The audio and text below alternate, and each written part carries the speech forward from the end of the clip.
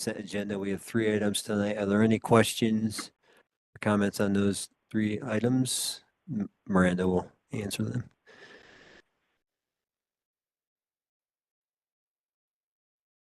If not, I make a motion to approve the consent agenda. Second. Nancy? Mayor Pro Tem Mahone, Yes. Trustee Coombs Ismail, Yes. Trustee Severs, Yes. Mayor Billy, Yes. Trustee Sterling, Yes. Trustee Corvalon. Yes. Thank you. So we're going to we have a lot of agenda items today, so we're going to just make a little schedule switch. We're going to move the public comment on non-agenda items to the end of tonight's meeting. So it'll be a little ways off to the end of the agenda to allow maximum time for public comment and all of our on-agenda items, which there are 3 discussion and 4 action. So for that, we'll move into I think what's next is staff reports. Yep. So all of our staff reports are in the packet, and we're happy to answer any questions that you have. Congrats, Macy, on being nominated. Yeah, that's awesome. Well done. That is awesome. Is Sergeant Merriam on by chance? Ace, are you on? I don't think so. I can text him. Actually, he was going to join for budget. Okay, I just had a question. I had a question for him on this, which really won't apply then, but Do you want to send it to us afterwards or say it out loud? And we'll. I'll say it out loud. I just reading about this there's a lot of parents here, those people who just know are like teenagers who are impulsive. I'd like to learn more about this TikTok trend about the angel of death and kids risking their lives in front of moving cars. I was just kind of wanting to hear his perspective so more people can hear about it. I'm not sure I can get him on fast enough. Okay. I don't think you'll want to wait. Yep. And then my other question was for Leah. Is she on? Nope. Strike 2. All right. Anyways, folks, Google and learn about this TikTok trend on angel of death and teach your kids not to be one of those kids who's being impulsive and risking their lives. Right. Do you want to ask the sustainability question to see if I can possibly answer it? Yeah, did Pivot Energy, so are we moving to them now with the community, with the solar? Not officially, no. Okay. Okay. One of the things I want to say is thank you for everyone's reports of linking it to the strategic goals. Super awesome to see all of this like sort of coming together and seeing the progress on that. So thank you. Really appreciative of that.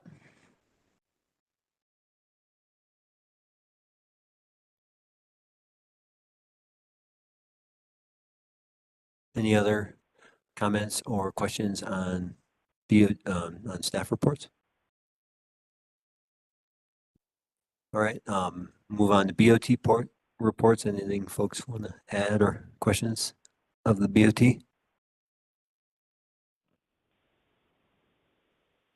Right on. Okay.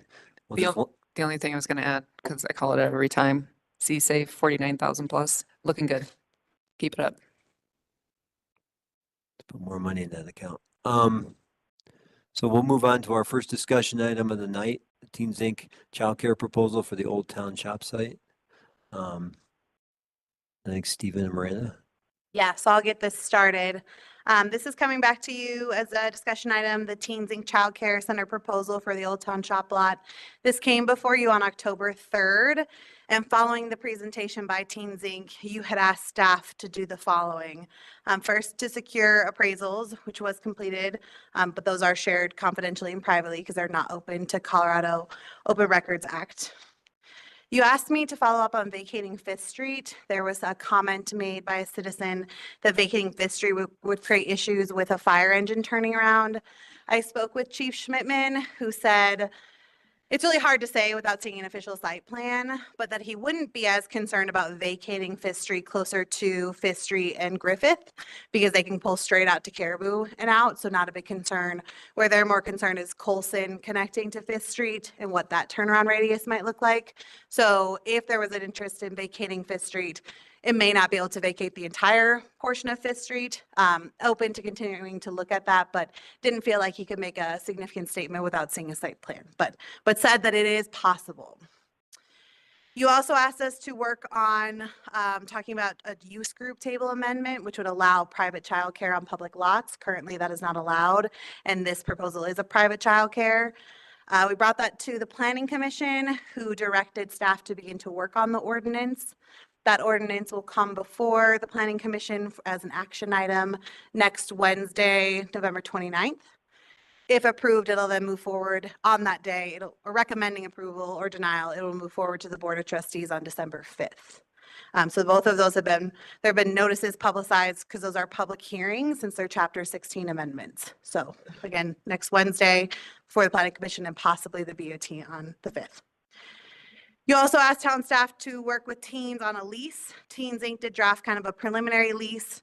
We ran it by our town attorney, who felt that maybe a different lease structure made more sense. So she offered some amendments, and those are in your packet.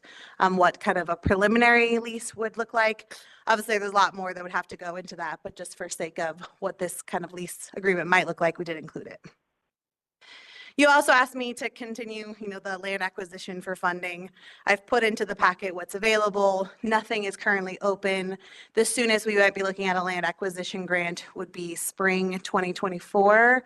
I did meet with the Department of Housing today, and they just confirmed, again, as I already knew, that there isn't anything available, but town could consider land acquisition funding sources in the future. So we'll continue to provide updates on that. Stephen, if you want to come add anything else, that's really where we stand on the task that you assigned to me as staff.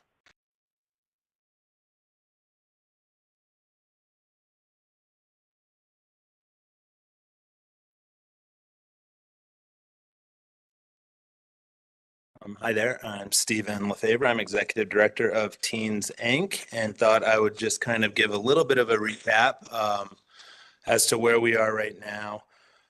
You have the proposal, what we're asking, what we're proposing to kind of address the early childhood ed and childcare challenges within NED and around in the surrounding area.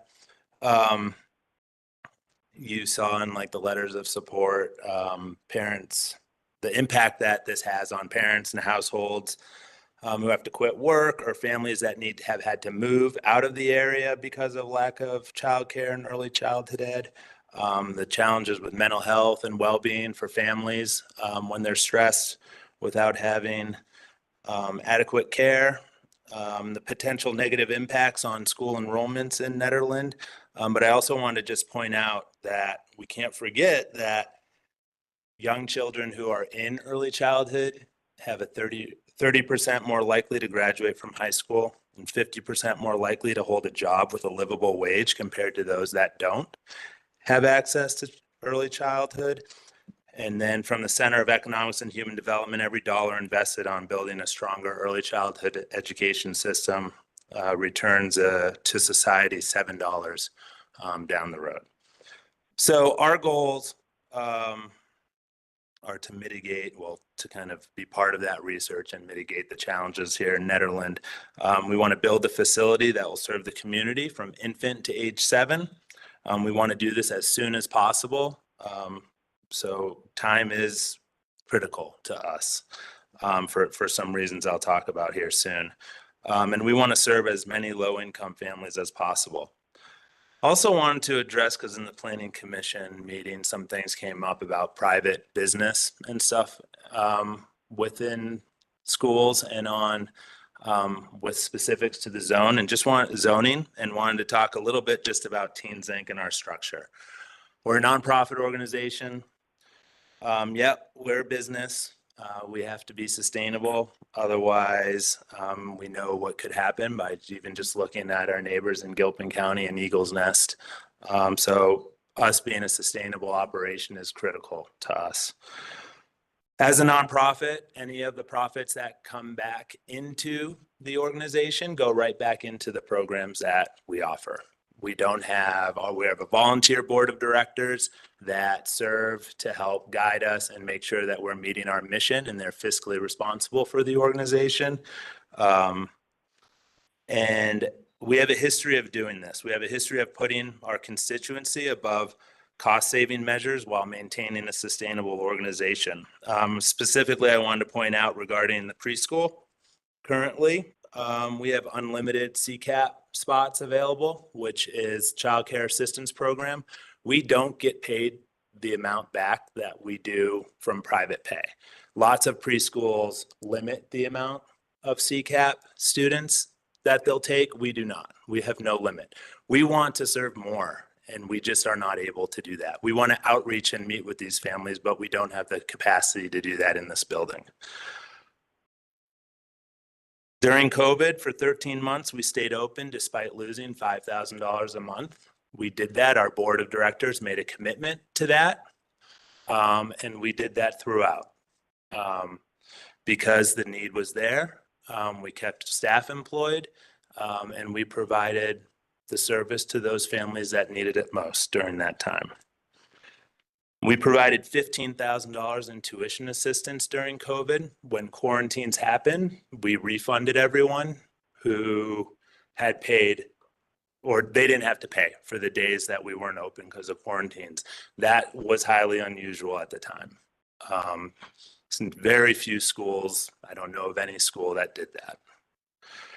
Lastly, in the first 6 months of COVID, we gave out $15,000 in direct financial support to families. So why is the town shop most important? One, we think the town's values and Teens Inc.'s values align.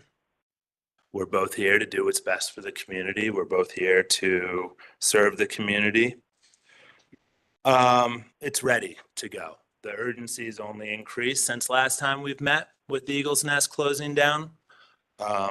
There is no care up here for anyone under 2.5 years old. There's 20 year-round slots for preschoolers from Idaho Springs to Estes Park. Still, at this point, early childhood education is a priority federally and within the state. So that's not going to last forever. And we're kind of out of some of the funding, but some is still, there is still stuff out there, and it still is a priority from private foundations to state and federal funding sources. Lastly, we've met with 4 different landowners. We feel like we've done due diligence to try to look at other options, and no viable option that helps us meet our goals that include kind of getting services as quickly as possible, compete with the town shop site. Lastly, one other thing that has happened since we last met is we were selected as a promising project by EPIC, which is Executives Partnering and Investing in Childcare. So this is a group of leaders within the state, from private sector as well as foundation sector, who have know that early childhood education is critical to communities and families. And they're all come with different skill sets that they're investing in resources, financial resources, as well as technical expertise to help this project come to fruition. So in conclusion, that's the reason why we're here. That's the reason why the town shop site makes the most sense. And that's why we're willing to kind of put Teens Inc.'s resources, staff time, connections with others to make this project possible.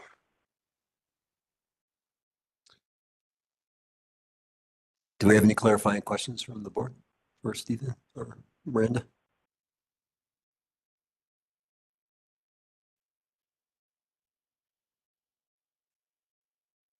I've got one. I think I'm familiar being on the planning commission and on this board, what our timeline is, but in terms of process, Miranda, what if we decide this was a priority, what order do things have to happen in? Yeah, so the number one thing that has to happen is the amendment to the use group table that would allow private schools on public lots, because the board made it clear at the last meeting, you had no desire to rezone. Either way, a change would have to happen. And so that ordinance, when the planning commission feels ready to vote, they'll either recommend approval, recommend approval with changes, or recommend denial. Once that recommendation has been made, it will come before the Board of Trustees. Again, because it's a Chapter 16 amendment, I have to publicly notice it with both the Planning Commission and the BOT. So we tentatively have it publicly noticed to come before you all on December 5th. But that is subject to change. If the Planning Commission doesn't feel ready to vote on the ordinance next week, there's a possibility that this ordinance will come to you at a later time. But that's currently where we sit. And then if there is an approval for the use group table amendment, the ordinance takes effect 30 days after date of publication, in which case then Teens Inc. could start their special review use process that goes before the Board of Trustees and the Planning Commission. So it's hard to say timeline because everything is relative, but SRUs take on a fast track 90 days, but oftentimes we look at 4 to 5 months of getting through the process because it usually has a couple of hearings before each reviewing body. And with that laid down, when did you ideally want to build? Well, I mean, that's slow. 4 to 5 months is not going to help us. That's slower, I think, but what can we do? I mean, we're going to go as quickly as we can. If we have, I think it's possible to do some work maybe next summer. It's a building season. In the ideal, finish and complete, and have operations in the building in 2025. Mhm. Things need to fall into place though, like really well for that. But I think that's possible if things fall in place. Okay. So you're clear on what, or at least the sequencing, if not the timeline, but the sequencing of what happens and when. And yeah, I hear the need loud and clear. Thanks to all of your constituents, to everybody who wrote in, because I read everything twice. And the need is clear more now than it has been. You're capped at 20 now. Ideally, how many kids would you want to have in the program, especially if you add early childcare? Well, we would have infant, and I think we could have 10, or that's what we'd go for. Infant starts at 6 months. 6 weeks. But 6 weeks. Oh, really? Yeah. Recognition is wrong. 6 weeks. 6 weeks. 6 weeks. Great. Potentially,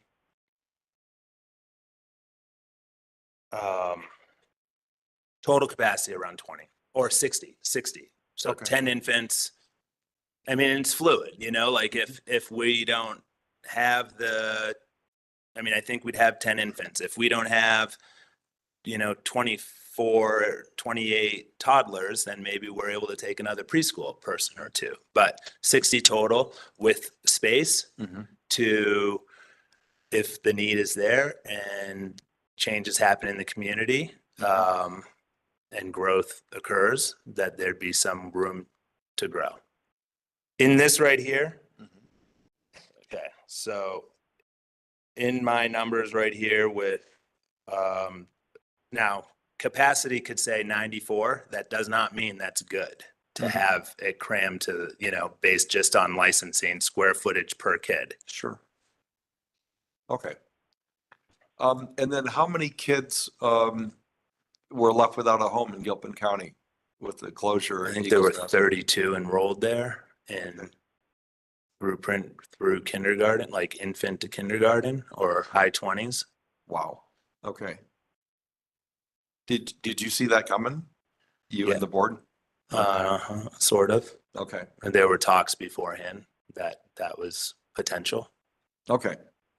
Okay, so we kind of know how we have to sequence things going forward. I look forward to getting this one resolved. In my book, it's a pretty big priority to take care of our youngest and most vulnerable for the health of the community and for the health of families here. That's kind of that's who we're here to serve.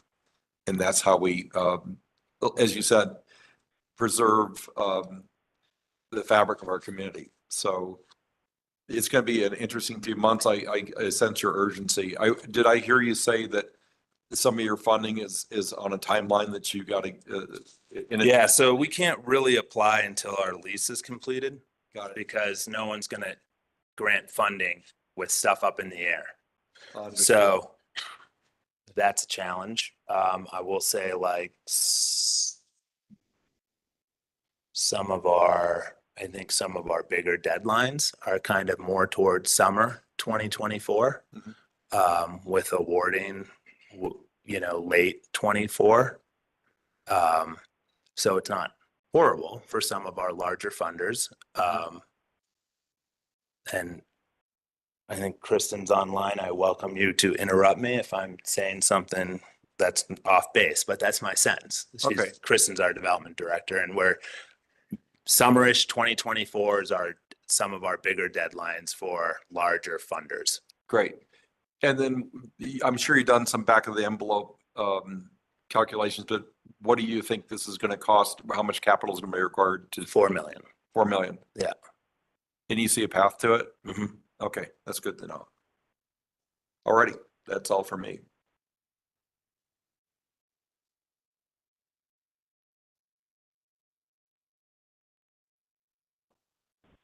I just have one question.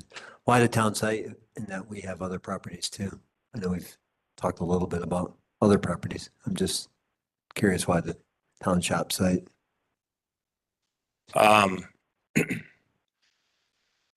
It's ready to go. That's one. It's traffic wise, I think there's easy in and out. Size wise and kind of shape wise, it works really well as opposed to that park in Tilden Park. Tilden Park.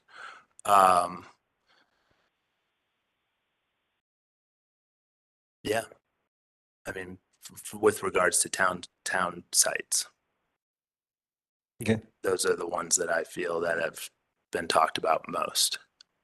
The town shop site in Tilden. Yeah, yeah. I mean, I know I talked a little bit about the community center Oh, yeah. parking lot there, and then Deb brought up the idea of the West Wing. I mean, Well- there's a lot that needs to happen. on that front, but The- I'm just the I'm West just Wing curious just- about that. The West Wing seems like a long process, Mhm. a very long endeavor. The parking lot right here, it seems crowded. And I think in and out could be very difficult. Those are my initial thoughts on that. Because there's a building, but there's also a playground. And we need about a 2,200 square foot playground, which is a decent size playground. But again, this is all dictated by licensing requirements. And just to clarify, I mean, what has to happen to that west wing? I mean, Miranda, perhaps you can, it has to be demoed. Correct. The West Wing doesn't have heat or fire sprinkler system. Fire department has let us hang on to it as long as they're willing to let us. It is a safety issue. So as soon as we can vacate it, that the next step needs to be to demolish it. Our engineers have also evaluated this site preliminarily and don't feel that expanding the West Wing is appropriate. It really would be better off for parking in order to control the drainage and perhaps get rid of this luge out here to get down here. And so any expansion to this building would really be occurring on the east side of it. And so there's just a lot of components to that. And also we don't have any plans really solidified in any comprehensive documents. So one of our goals for 2024 is to ensure that the comprehensive plan includes the vision for the community center, because that has yet to be fleshed out. I think we have to be mindful that being a community building, we need to do ample amount of surveying to assess what's appropriate in any sort of expansion of this building, what is going to be the appropriate use. So this building, I think, is very far off from any future development because of all those complexities. Yeah, realistically, that sounds like it's at least 2 to 4 years away. Okay, I thanks. agree, and I think that's being really generous. Ambitious. Any other questions for Stephen? Anya, you have any questions for Stephen? Clarifying questions for Stephen or Miranda? Well, I mean, the only question I have is more for Miranda in the sense of the SRU that the planning commission has recommended. Is that really necessary? Like, seems like it's this extra precaution to put onto the public use table of oh, child care centers should only be evaluated as an SRU. I just can't imagine having it as a use by right would create this, like, you know, clamor for more people coming up to make a daycare center. And I think if we can streamline this by eliminating the SRU option on it, it could save a couple months for if we were to all vote in favor of this, of course. It seems like if we were all in favor of this, why would we just belabor it a few months just for the sake of bureaucracy? And to me, I'm not in favor of doing things for the sake of bureaucracy. I understand it's a safety so that, you know, more daycare centers don't enter the community on public land, but it's still land that we own and we would have the choice of doing this. So that's kind of where I stand. I'm like, can we talk to the planning commission to put it on the use table? I don't understand this bureaucracy aspect of it, but maybe someone can explain to me and I'm not understanding it. So I think it's twofold. When I brought this before you on October 3rd with the zoning component in place, that it was really, you could either choose to rezone or add it to the use group table. First, the desire was to add it to the use group table. Currently, private schools are only allowed in residential zones and they're all allowed through SRU. So for consistency's sake and recognizing that there are a lot of components to a childcare, town staff did recommend considering this as SRU. So that's the request that went before the planning commission. Of course, the planning commission or the board of trustees could change that from SRU to use by right. That directive was never given to me as staff, and so it would have been a really big overstep for me to propose to the planning commission it be used by right. I stuck consistently with what I recommended to you all, which is SRU. I think there's also the added complication of the fact that this is town-owned land and there would have to be a pretty robust lease agreement that would probably be finalized in an SRU process. And so one way or the other, you're going to have to hammer out that lease agreement. You might as well do it as an SRU as a formal process because it could get dragged out even longer if it weren't within those confines as a quasi-judicial review. Okay, is that true? Well, so it is recommended that an SRU, that it is recommended by town staff that you consider a lease agreement with an SRU. I do think you end up kind of in some complicated quasi-judicial waters if you start to do a lease agreement prior to an SRU. You want to be really mindful about prejudging applications. And so I do think it gets a little complicated if you're going to try to pull the lease separate from an SRU agreement. Not saying it's not doable. You absolutely can. And that's every right of the board. It's just really a cautionary tale from staff about the complexities with quasi-judicial matters. Okay, well, I will definitely, bow down to the experts. I just was hoping to come up with a way that if this were to pass, that it wouldn't be bogged down too much, but it sounds like one way or another, it's going to take a few months, so. But otherwise. Really, or for Miranda at this point. I feel like we've talked about it a lot.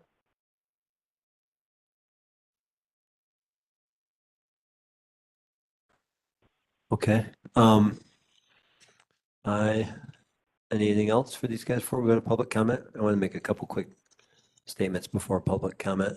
I just been reading a lot of public comments of late, and I want to just, since we only have so much time, we may have a lot of comments. I want to just clarify a couple things so that they don't get repeated because they're inaccurate. The town and town taxpayers presently do not pay property taxes.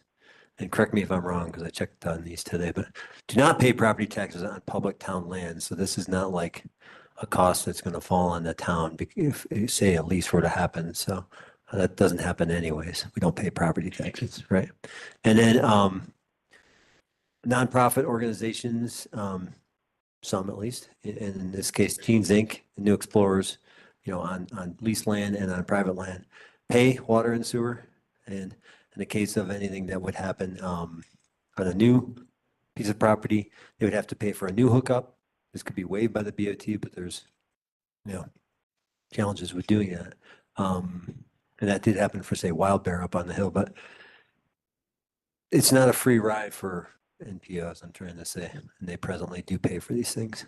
And then Eldora, I can understand the concern and the worry that there might be, this turn into a Eldora tourist, childcare center 24/7, well, not 24/7, but, 7 days a week, all year, at least in the winter. And I think at the meeting, we had someone that worked, that's higher up at Eldora who presented, he really came here more as a resident and a property owner and said, here was my situation. We had to move to Longmont because I couldn't find childcare. And we had Brent, the general manager, give a comment, and different people. And I think the optics were such that it really looked like they might have a special interest, but I did talk to them, someone from Eldora a couple times, a couple folks actually. And they, who actually live in Nederland, and they, in the preceding weeks, they recognized that their presence there maybe came on strong, and it has led to this misperception, but that is just, trust me or not, there's no secret agenda with Eldora. So it would be weak if something like this happens. I mean, I talked to Karen today, Karen Campbell, she's like, it's gonna be hard to staff a bigger facility at 5 days a week. So 7, it's that much harder. So, just want people to think about that. And to not repeat those, you can repeat it if you want, but it's not true. And then the last thing it's hard to, waving a magic wand. I would like to just not see much change at all, but I think it's not realistic in this town, and part of why we're happy. I think all of us are invested in the town, and we all have good intentions, and I think many people in town do, but there are going to be changes, and there's going to be things happening in neighborhoods, the town shop site, something will happen there. It's different pieces of town property. There's other big properties that have changed hands recently. There's others that are looking like they will, and there's other significant neighborhoods around town that are going to see changes happen. And I think one thing we need to do is keep the cart behind the horse, keep the horse out front, and think about those important things like childcare and housing.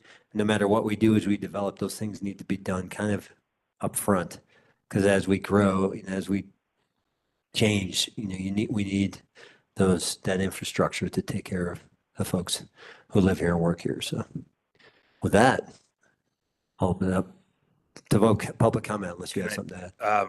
2 things on that. One is I can guarantee that we do not have any intention to work 7 days a week. I do feel confident that we will staff the facility based on what our plans are, but we do not have any interest in working on Saturdays and Sundays. We've never had any conversation with Eldora.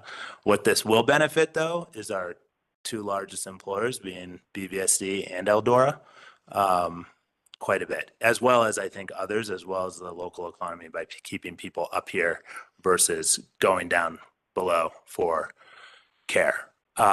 And lastly, I just want to, I talked about the towns and Teens Inc. shared values and how I think that is powerful in this partnership. I also want to stress, it looks very favorably to funders when we have this collaboration. It looks favorably when funders can see that the town has this investment and recognizes this need in more than just a letter of support. So that's, another reason why that I didn't highlight before that I did just want to point out. Thank you. Is it okay if we clarify one other? Yes. Please. Yeah, something that gets written to the letters that I think has gotten misconstrued is I've seen repeatedly a 6,000 square foot footprint, and that's not true. what the footprint is on the land is, I think it's like around 3,000, 3,500. Well, Or and Four. so I've met with the architect I've met with a architect out there. I've also heard numerous challenges with a 2-story building, written to, and amplified that would be an issue. And I feel confident that a 1-story building with potential less overall square footage, but a 1-story building with a very small upstairs for offices, could work better and mediate many of the challenges that I've heard relating to the building and noise and stuff like that. So can you elaborate a little bit? What does that look like? More of something like a footprint of, again, okay. Okay, I'm things just can gonna change, understand. Things, okay, Okay. a larger footprint downstairs, very little footprint upstairs, in a way that can bring all of the outside noise towards like the eastern part of the property, with parking on the east, so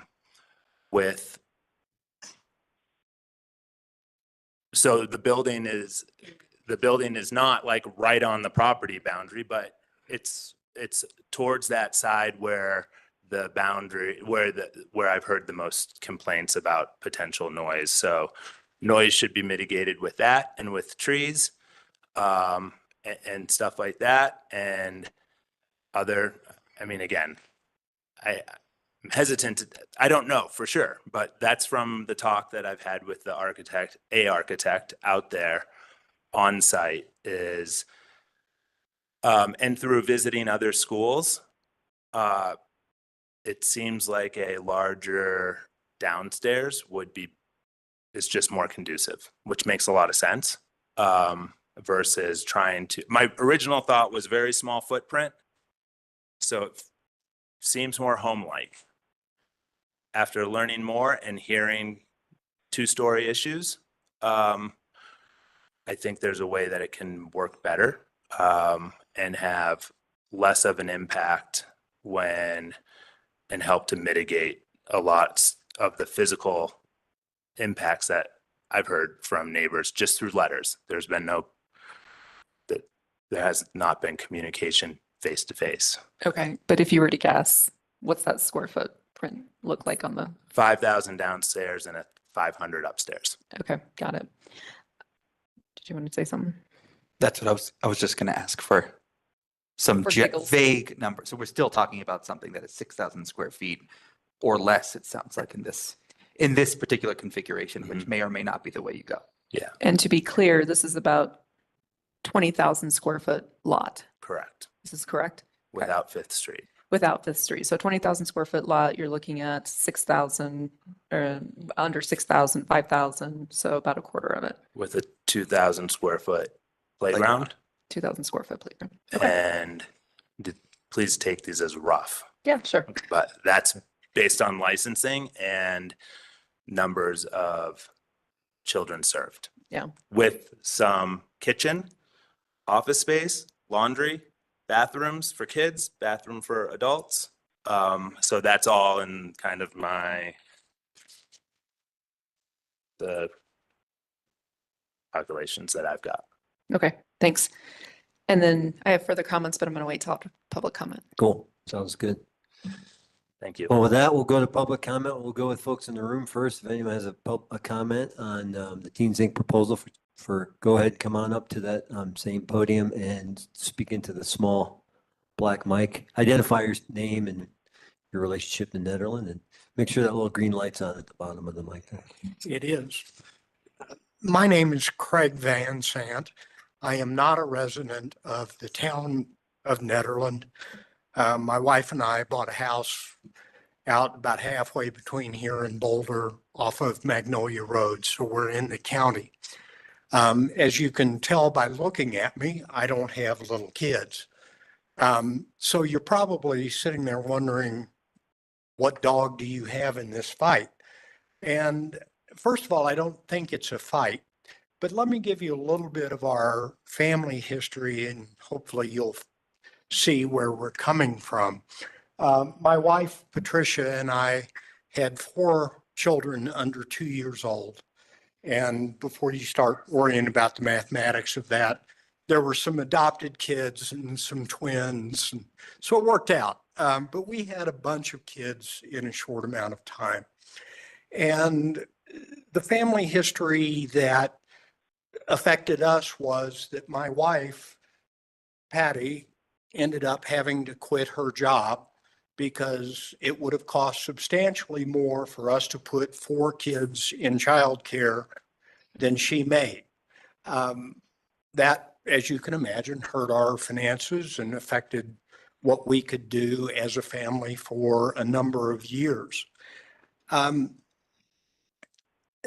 thing I failed to mention in all of that is we're both now retired. I am a retired college professor and I taught business ethics, and you all can make the fun about the oxymoron and all that.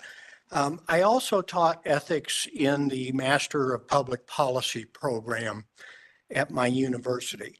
And so my main point in talking to you all today is the idea of doing the right thing. And for me, the right thing entails community. Okay. It seems to me that childcare, especially in our capitalistic system in the United States, is forced upon individual parents when a lot of individual parents don't have the capacity to take care of their children and work full time, which most of us need to do. So childcare is vital to our economic and social health in our communities. As you well know, this is a national problem, and we're now seeing that national problem at the local level here and in Gilpin County. In addition to childcare per se. Just so you know, our time is running out, so you can give Wow. one last statement. Yeah, Okay. it does go fast. Anyway, We, how do we do? I don't think we're doing Well, that. You can here- come up and have your 3 minutes. That does carry a little more weight. I'll just finish quickly. I wasn't. Childcare is vital for parents to be able to make a living, to be able to be part of the community. And with that in mind, with Teen Inc.'s excellent reputation, we strongly support their proposal. Thanks, Craig. Thanks, Thank you. Patty.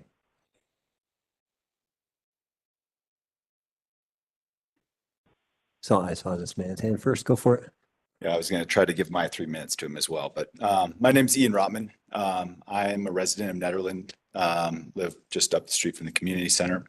I came tonight to voice my support for this proposal. I think to a lot of this gentleman's points, this is an important part of having a healthy community here. And we've seen a decline in all the other businesses providing these sorts of services recently. And so we're deficient in anybody providing this. The proposal seems sound. The reputation of Teens Inc. has been a good one in my opinion. And so I'm voicing my support. Thank you. Yeah.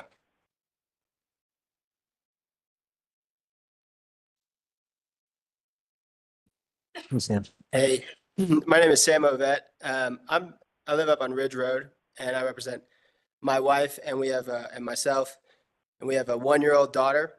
And I just want to say I'm in support of this, and that additionally, I'll just share a little bit like our story with trying to find childcare in the first year, and we were able to find options immediately, pretty much down in Boulder, and that we didn't want to go down the hill. We wanted to be able to stay up here. And we looked around, we tried nannies. It was just a hodgepodge of putting it together. And it was really challenging. And we've been really fortunate to find something right now, but it's the capacity, someone's able to watch our daughter during the day so we can work and I can run my business. And it's amazing, but it's a super limited number of spots that, you know, someone's able to help. It's just a one individual watching our daughter. And so I just want to express, like, it's really challenging, more than I imagine. I'm a resourceful person, you know, and this was hard. It was a tough first year. Amazing, of course, but it was a tough first year in terms of finding reliable, consistent childcare. And so I'll just speak to my experience of that and say that I'm in support of it. And I'd love to see that happen. And I think Teens Inc. is great. And I've had the pleasure of working with them in different capacities on the Parks, Recreation, and Open Space Board. So yeah, full support. Please make it happen. Thanks, Sam. Thank you. Appreciate it. Anyone else have a public comment on this agenda item?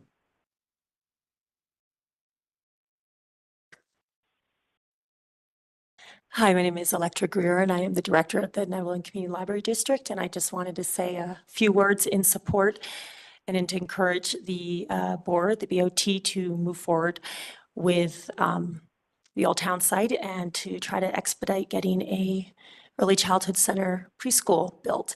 I think we all recognize that no community whatsoever, small or large, is going to thrive, let alone survive, without investing in its youth. So I just wanted to say that. And I think we also, I do believe that when you look at the leadership with Teens Inc. and you also look at their track record, a lot of diligence has been done. And I feel it's something that we really need to move forward with. So thank you. Thanks, Electra. Right. I think I spoke last time. So my name is Michelle Heiliger. My husband and I have been homeowners in Ned for 10 years. We're both employees. We're business owners. We own real estate in Grand Lake. We own real estate in Oklahoma. So we're also landlords, and we do long-term rentals because I'm not really for short-term rentals because I think that is our affordable housing crisis. But I wanted to go and piggyback off of this gentleman that just spoke, so thank you, because we are immersed in Grand Lake. And if anybody wants to look at the case study there, in 2012, they shut down their elementary school. They had 60 students, and they don't have any childcare, and all the families moved away. And so we have a business there, but there's 400 people that live there long-term. It's a retirement community in the winter, and in the summer, it's Nebraska and Kansas and Texas and Oklahoma. And it's no one from Colorado or Denver. And so I don't think that we'll go down that road because it is a bigger community here, but it is a case study to see when you lose your community and you lose your childcare options, you then lose your elementary school. And we have families up here and we have children up here that are in, you know, the preschool era and the infant era, but they go down the hill. They don't have the options here to be at New Explorers with the 20, you know, limited.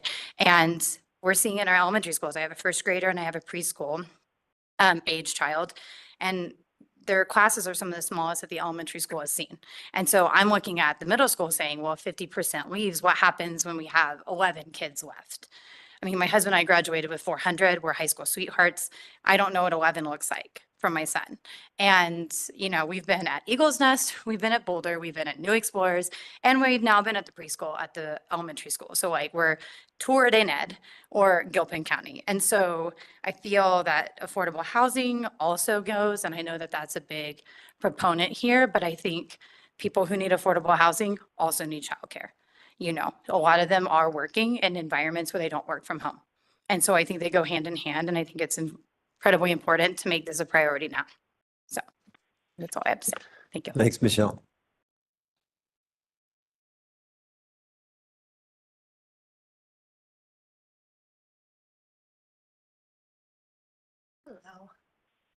Hello. My name is Megan Ottinger. I did not come prepared to speak, but thought I would touch on a few points. When I moved here in 2003, I actually started working at Eagles Nest, and it was a vibrant place. And I, for one, was surprised. I had heard none of the rumors that it was shutting down, so it was shocking to see how it had shifted. I also believe Little Bear was going, and there are plenty of places for me to search for employment then, it felt like. And I've seen that shift over the years, and I'm in support of this because there is a need in the community. I have no children, I teach, and I just see the need, and I think it's shocking that it's not supported more on a greater scale and that communities have to do it for themselves, but it does sound like Teens Inc. has the background to help with this. That's all. Thank you. Thanks, Megan. Anyone else want to give comments?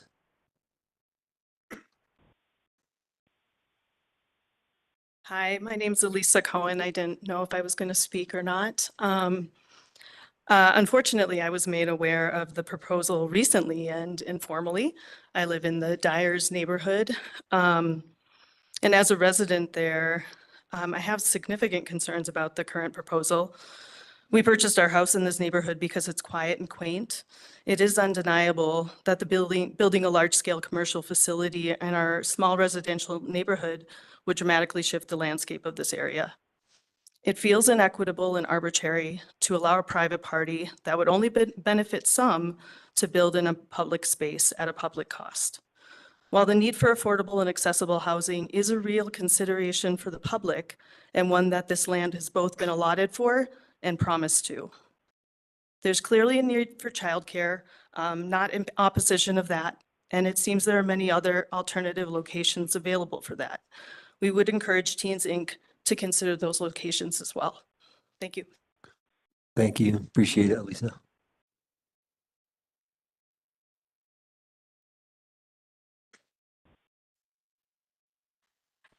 May Gerald, I also live in Dyer's neighborhood. And I appreciate everything Elisa just said. The neighborhood is small. I think everybody in the neighborhood over the last couple of years has come before the board to reiterate that we don't want massive change. And I agree with you, Billy. Times they are a-changing. And I just want to ask the board, why hasn't anything happened with Ron's project? I don't expect an answer, but that will solve 80 units of workforce housing, the child care center that's already built. I see a little bit of ambiguity here. We talk about the urgency of the child care thing. I get that. When I was working, I was going to work at 3 a.m. at the radio station, calling people sometimes in DC. I remember calling somebody at the Office of National Drug Control Policy at 4 a.m. to leave a message, and the woman answered the phone. It was 6 a.m. in DC. So that's how I coped with it, not having childcare. And I got home before my husband went to work. So that's kind of been the way we do things in Nederland. We don't take a big problem like this is and try to glop it all in one place. When we did the Envision 2030 analysis, everybody said they loved the quaint nature of the town. Nobody said they liked the architecture of the teen center. This is going to be as big as the teen center, it sounds like. And it's going to multiply our traffic by like 1,000. I think I wrote 2,000%. I redid the math. It's more like 1,000%. Anyway, my main point tonight is that the Colorado Department of Health and, CDPHE has a program to protect our children from rash, irrational, hurried decisions like the one that's being contemplated to stick little tiny kids in a contaminated zone that only a year ago we thought was a brownfield. For example, carbon disulfide doesn't reach the limit of EPA brownfield, but I sent Miranda and the board my own simple analysis from reports from universities, the EPA and so on. We have a reading of 32 parts per million. This can be toxic over years at the level of 10, certainly at 20, and most positively at 30. So yeah, it's not a brownfield, folks, but do you really want your little kid crawling around? Why not go We're at 3 minutes. CDPHE, safe sites? Thank you. Thank you. Thanks for the info you sent us. Okay, is there any, who else would like to give us public comment?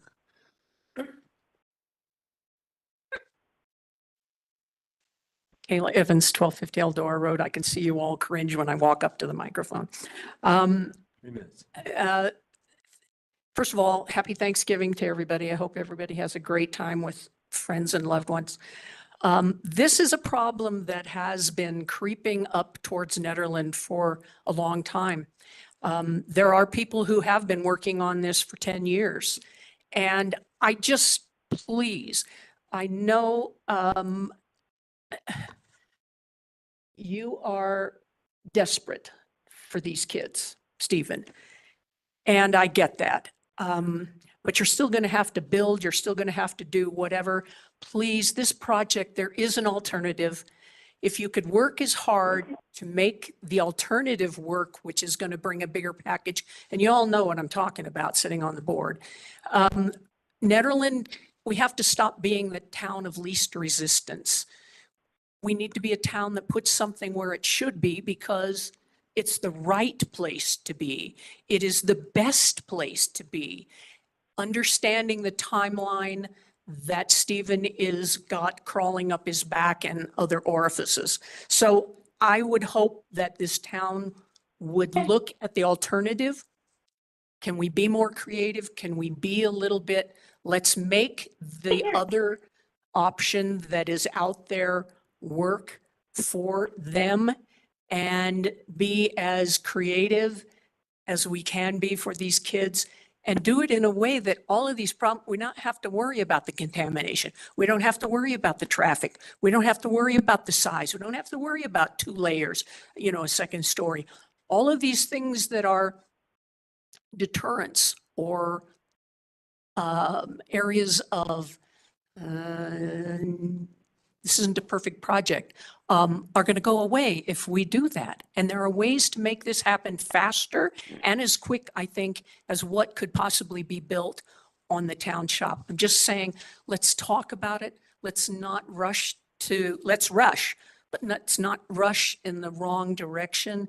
And please just consider another creative alternative that has been out there screaming at you for 10 years. And that's all I have to say, and thank you. And I hope the town will be patient with this process. Thanks, Kayla. Jake?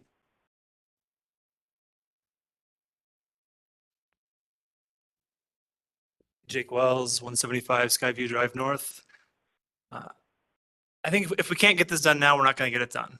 And there's going to be another argument in 3 months and 6 months and 12 months. And I don't know of another viable alternative to putting it in the old chop site. So what I do know is that I've lost a lot of friends, not in that way, who have moved away because they can't afford childcare. It feels like we're an anti-young family town, and I don't think that's good for the town and the livelihood of Nederland. So I firmly support getting it done. I don't care where you put it. Let's put it somewhere else. Put it there like tomorrow, because it's going to take years to actually feel the effects and the benefits. So sorry if I feel urgent, but I got 4 kids.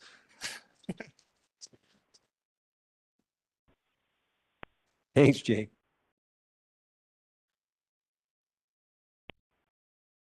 Ariel Gustafson, 384 Patricia Road. I have a 1.5-year-old, also work at Teens Inc. And I think one thing that I just want to lift up is the idea that we have a local solution that's a nonprofit that's going to be looking out for the community and is not going to be looking for profit.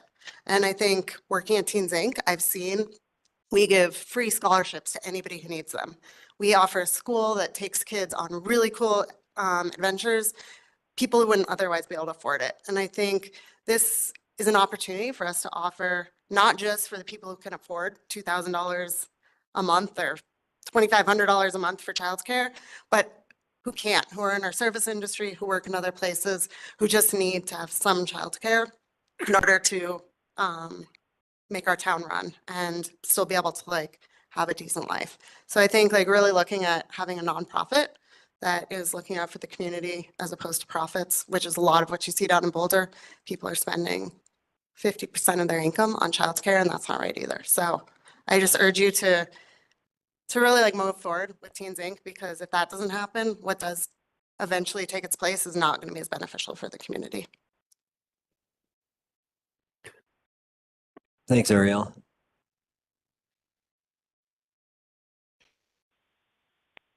Hello, my name is Jess Osborne, and I've been in Boulder County for 37 years, but just in Nederland off of Magnolia for the last, well, full-time since May. And I'm in support of the Child Care Center in the proposed site. The objections that I've heard are, the major ones are possibly the size of the building, the sound that would come from a child care center, the noise, and the traffic in the surrounding neighborhood.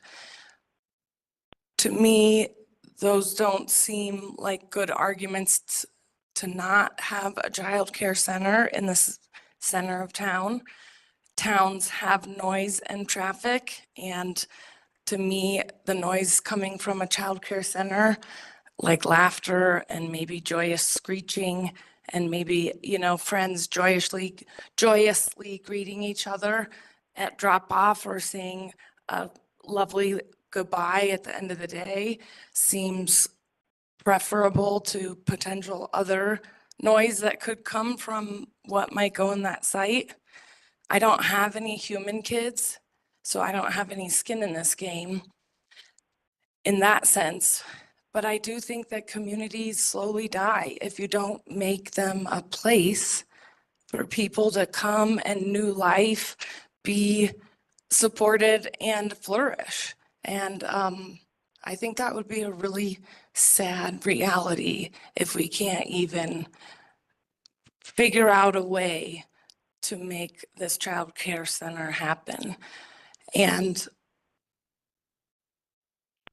I understand the concern of the size of the building. However, it seems pretty modest as far as what they're proposing, even if it does end up being 6,000 square feet and a 2,000 square foot playground. I wasn't aware that maybe there's toxic emissions coming from them, and certainly we don't want to put the kids at risk in that way, but I feel confident that people who care so much about kids aren't going to propose a project in a place that then is going to make the children or the staff sick. And so I'm sure they're going to do their due diligence that way. The other objection I heard was that maybe it would become, you know, daycare while people go skiing. Couldn't that be mitigated by the town making certain provisions in the lease? Like there's ways to control that as well too. So it's not like just because you guys grant this that then it's like limitless free reign to like daycare for Eldora. So thank you for your time, and I'm happy to be a part of the community. And just like someone else said, happy Thanksgiving. Thank you. Thanks, Jess. Anyone else have any public comments in the room? Kelly? Sure do. All right, my name is Kelly Garcia. I work with EFA, Emergency Family Assistance Association. My office is just down the hallway. And I think we've all made a pretty good point, and I think it's pretty obvious that we need childcare in this town for a number of reasons. And my reason for being here is to give voice to all of the families that can't be here tonight because they don't have childcare, or they have a third job, or anything else that gets in the way. So I'm here for those folks. Now, I'm here as a community member. I live here in Old Town, and I'm your neighbor. Now, my executive director wrote a pretty smart email, and I might just paraphrase a little bit of that here for you. She says she notes that there are two key determinants for family well-being: housing and childcare. Not just some of the determinants, those are the two. Without one of those, families will fail. That's it. I've been here just long enough so that I've been talking about the housing problem. We have a solution right here. Stephen put one together. We can actually solve a very real big problem for our families right now. Do you mind talking to the mic, because there's folks that here that want to hear? Sorry. I know you guys, you know how I feel about this. You can turn around and just grab the mic when you would turn around. All right, so And so without childcare, parents cannot work or have to cut their hours or make informal and often precarious arrangements. Not only is childcare important for the kids and families themselves, it promotes a broader well-being in the community by stabilizing both the local workforce and the future school population. It all comes down to housing and childcare. And right now, we can stop talking and start doing. And I'm actually really excited because I get sort of discouraged when every day I have stories and I want to help these families. And the only way I can coach them up and out of poverty is to say, like, we need to increase income. That is literally the only way out of poverty. Well, the only way you can increase your income is if you can work. And I have at least 1 person to 3 people a month where they're just hogtied because they don't have childcare. They cannot better their situation. And so I think it's almost inhumane for us to turn down this really great opportunity. And I've asked around about this Stephen guy, he seems all right. He has 100% good reviews. So I absolutely trust that he will put the due diligence in and try to make a partnership with the neighborhood, and who knows, this might all come together. Thanks, Kelly. Other comments from folks in the room?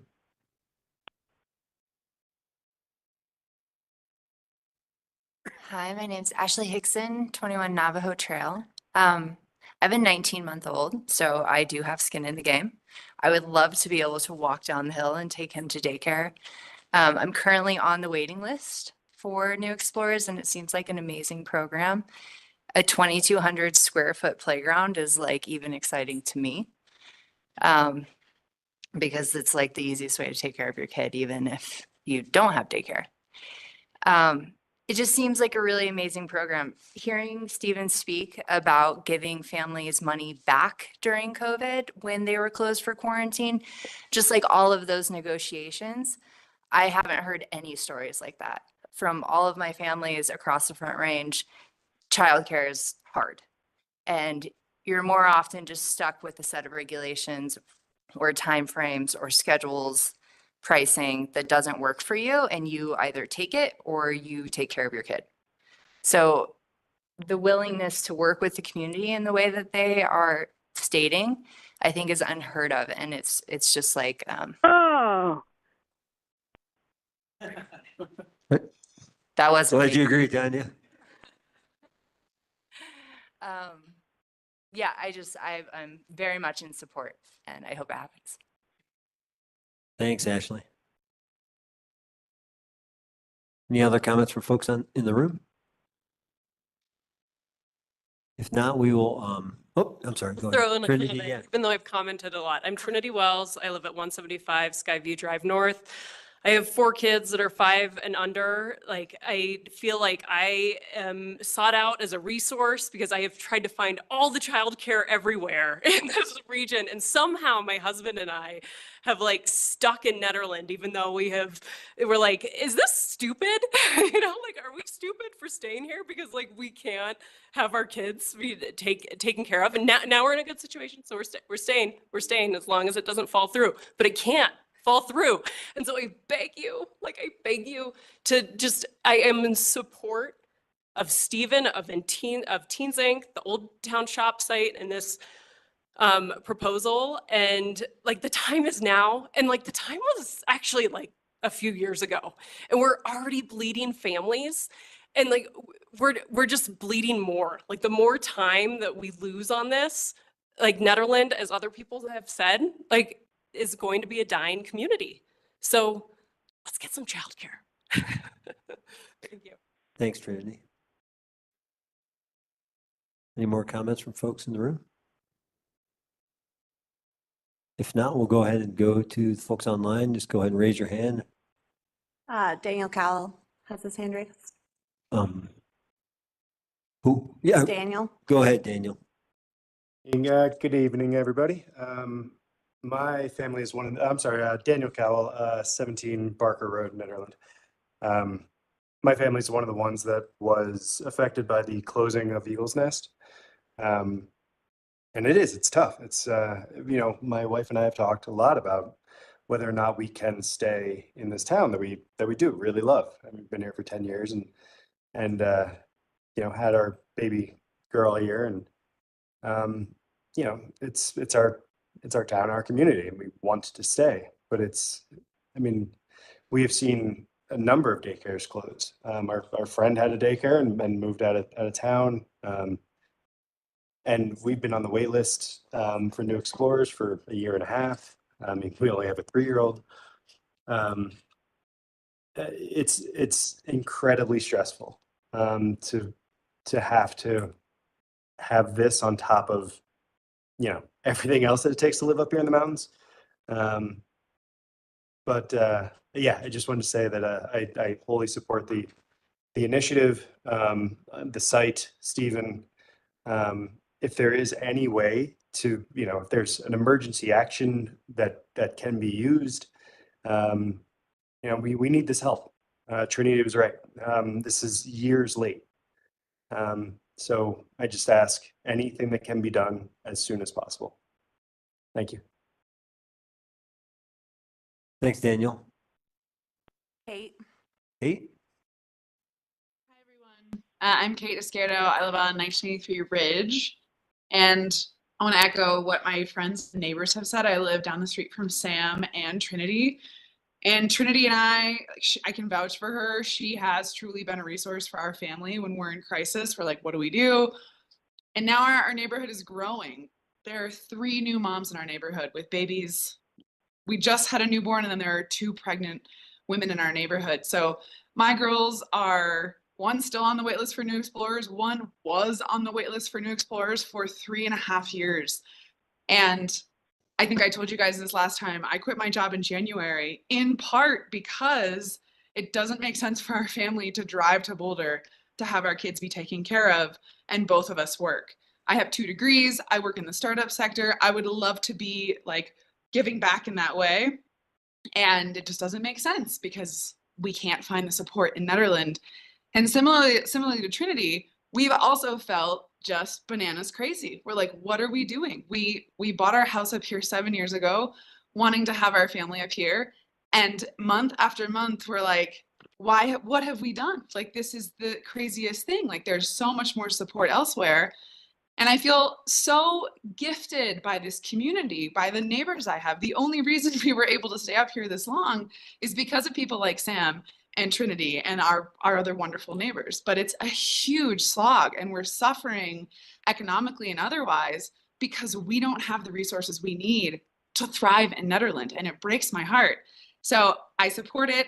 I will help in any way that I can see it through, be it volunteering or working for Teens Inc. if I have to. I just full-heartedly believe that the life of this town and the future of Nederland is in something like this coming to fruition. So thanks so much. Thanks, Kate. Any other comments from folks on? Chris Larson? Go ahead, Chris. Evening, Mayor Billy, trustees. Thanks for having this hearing or this discussion item. I know it's just a discussion item tonight, but thanks for hearing it from everyone. My name is Christopher Larson. Obviously, I'm a Nederland resident. I'm also a resident of Dyers, and here to speak in support of my neighbors.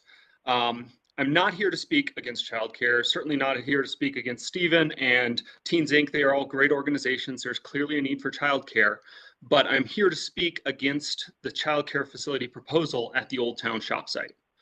The Old Town Shop site has been recognized as a site for affordable housing for almost 20 years. When I first moved up here almost 20 years, 18 years ago, the Planning Commission chair at the time, Bill Martin, sat down with me and showed me the plans that were drawn up and working with the county. It was part of the Mud Lake Agreement to turn the Old Town Shop site, at that time the Town Shop site, into affordable housing and workforce housing.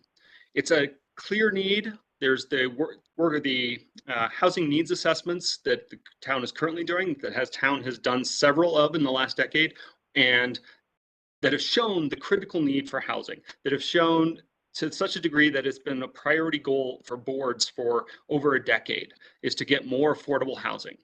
That's not to say childcare isn't an incredibly critical need, especially with the loss of the Gilpin facility. The problem is the town board of trustees and the town planning, it works best when it's not reactionary. It works best when we can work to a plan, find the goals, find the right fit for everything. Where in this case, seem to be reacting to a sudden need, a sudden closure of the facility in Gilpin, the sudden increase, in families. And now we've heard how many people are having kids up here. People talk about the families in Ned leaving, but you look around at our festivals and events, you see families left and right. There's obviously a growing need for this, but it's not something that should be done quickly.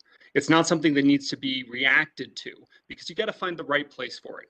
We've heard from other people today in Dyers about the increase in traffic, the possible contamination. So I know it's not a brownfield site, which is great news. We just found that out last year. We should be working on it for housing now that we know it isn't a brownfield site. But we can use this as a chance. We need to find the right place for it. And we've heard suggestions of other sites in town. The community center is one of them. Yes, it is not right now ready, but if you are not in a reactionary mode and taking a longer term view, we find the right place instead of the okay place. It's hard, putting a facility here at the Old Town Shop site means it's going to be hard for everyone to walk their kids in here, because that means crossing the peak to peak. It means increase in traffic. It means a lot of different issues that haven't even had a chance to look at because of how quickly things are moving. So in the end, I'm just really urging everyone to slow down, think about the original use for the site that has been suggested for 20 years, and work with Teens Inc. to find an alternative site for their facility. Thanks. Thanks, Chris. Can I ask a follow-up, Mayor? Absolutely. Chris, hi, it's Eric. Hey, Eric. Yeah, wrong mayor. Once a mayor, always a mayor. Indeed. Genuine question. Because we've got a lot of letters in that have suggested that the neighborhood is in fact behind building affordable housing on that site. And I am slightly suspicious of that claim. I'm suspicious that if we did develop affordable housing there, that the size of the affordable housing project that would probably be required for it to be financially viable would be far larger than this facility in terms of raw square footage, and would also, constitute an increase in traffic, would also constitute so my question is not whether or not, I understand both all these things are going to change things, but I have a feeling that the folks in the Dyers Edition are going to come out in force against that as well if we were to put that up. And I just wonder what your response is to that. Yeah.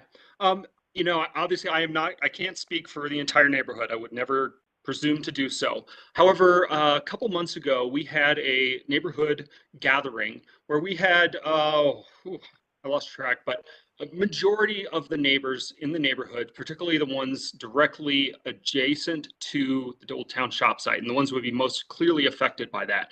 We had them come over the house, invited Stephen over to introduce this project and to get feedback from the neighborhood. And during that conversation with our neighbors, those that were in attendance were overwhelmingly in support of affordable housing versus a childcare facility. Yes, it might have a larger square footage, but it would be neighbors, not a business. Yes, it would have more of buildings. It would probably be a full 2-story as opposed to the new proposal from Stephen of a sort of 1 story with a little bit. But it would be people who were living there and not 60 cars coming and going in the morning and another 60 in the afternoon. So it would have a much lower impact on the community. So the communication, the discussion within the neighborhood and the people that I've talked to, and it's not everyone, don't get me wrong, but those who I've talked to are in support of affordable housing. It's kind of, affordable housing, the YIMBY component, the yes in my neighborhood, as opposed to the usual NIMBY. So it's anecdotal, I'm afraid. I haven't taken a survey, but I could certainly encourage, I see some of my neighbors raising their hands now to speak. And I think that we do have significant majority in support of affordable housing in the neighborhood. Thanks for that response, Chris. I appreciate it. Thanks, Eric. Thanks, Chris. Charlie and Chris, would you like to make a comment? Yes, Charlie Woodcock, 470 Coulson Street. I just want to say I understand there is a huge need for childcare. And I understand that there are a lot of people at this meeting tonight who are here to advocate for that. But there is also a really strong need in our community for housing. And I live in the neighbourhood by the Old Town Shop site, and I'm constantly reminded that housing is a need, as the trailer park is once again over capacity with extra RVs all squeezed in. It's a constant reminder to us as we see it every day. There's a housing crisis that also needs to be helped in our community, as has been mentioned, I know. But what I'm fearing tonight is that Stephen from Teens Inc. has been really, really good about sending emails and getting people to support the Teens Inc. proposal. And fair enough, there's obviously a need, and I understand that. But what we don't have here tonight are housing groups doing the same for this site and being as vocal. So on face value, it does kind of feel there's a little bit of a skewed, obviously, towards the need for childcare. And I'm not saying there isn't, but there's a reason, following along from what Christopher just said, there's a reason that Mud Lake Agreement included the Old Town Shop site. And there's a reason the 2017 resolution passed by the board concurred that the site was for housing. And on an individual note, there's a reason that myself and other neighbours who bought houses in this neighbourhood 7.5 years ago, we did our due diligence. We asked board members, we asked everyone, what is the plan for this site? And we were assured it would be for housing. And the reason that's important to us is because it fits. It's where we are every day. I work from home. It's like from like. It's quieter than commercial. And it was the expectation. And of course, there is the need. So I'm struggling with the way the goalposts might be changing here. We've been waiting for this site to be developed. This morning, I was looking out the Old Town Shop site. It was around 8 o'clock, and a couple of people walked past with their dogs. There was other people leaving for the day, and people working from home obviously already started. And I flashed on the Teens Inc. proposal. It was now, say, approaching 9 a.m. and as we've said, 60 cars could have come through our neighbourhood, past our houses, and again to be repeated in the afternoon. This is not what we were promised in this neighbourhood. Now, clearly there's a need for both childcare and housing in our community. But when other sites are being offered for childcare, there is a win-win solution.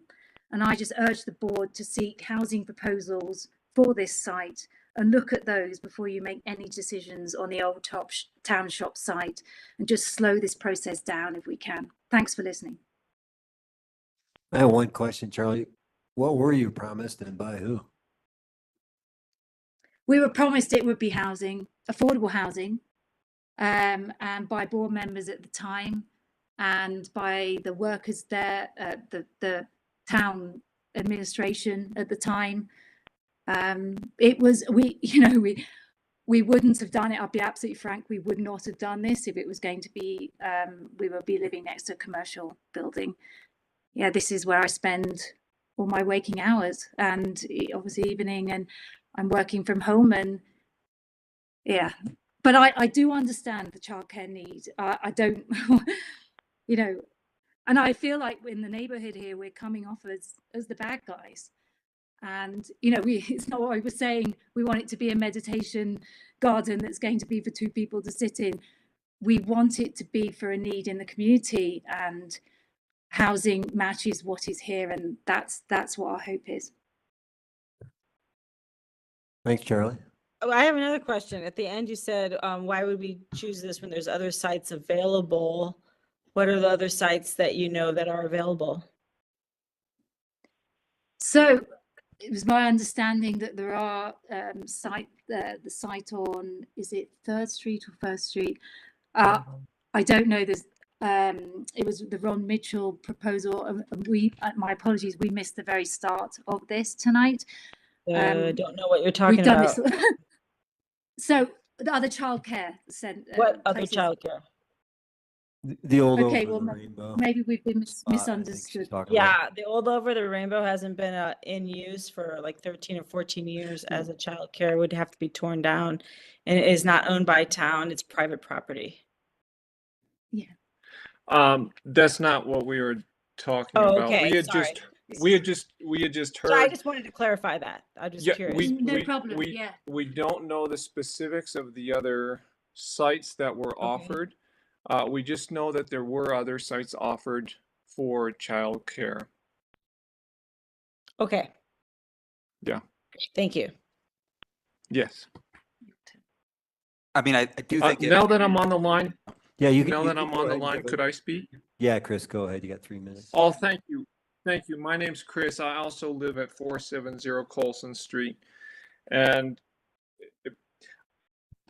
basically, just to repeat everything that Charlie said and Christopher said, it does seem like there's a deep need for both childcare and housing in Nederland. And I understand, like we just talked about, that mentioned that there could be potential sites for both of these needs to be met. And since there are potentially multiple sites for both of these needs, I ask the board members to really take the time to consider what you put where. It would be wonderful if both of these needs of the town could be met. As you are undoubtedly aware, the Old Town Shop site is completely surrounded on every side by lots that are zoned as residential and currently have housing on them. Knowing this, it makes sense to me to use the Old Town Shop for housing. It makes sense to me to keep like with like, to keep some consistency and coherency in the area. It makes sense to me to use the Old Town Shop site to fulfill some of Netherlands' need for housing. That's all I have to say, and thank you for your time and consideration. Thanks, Chris. Any other comments from folks online?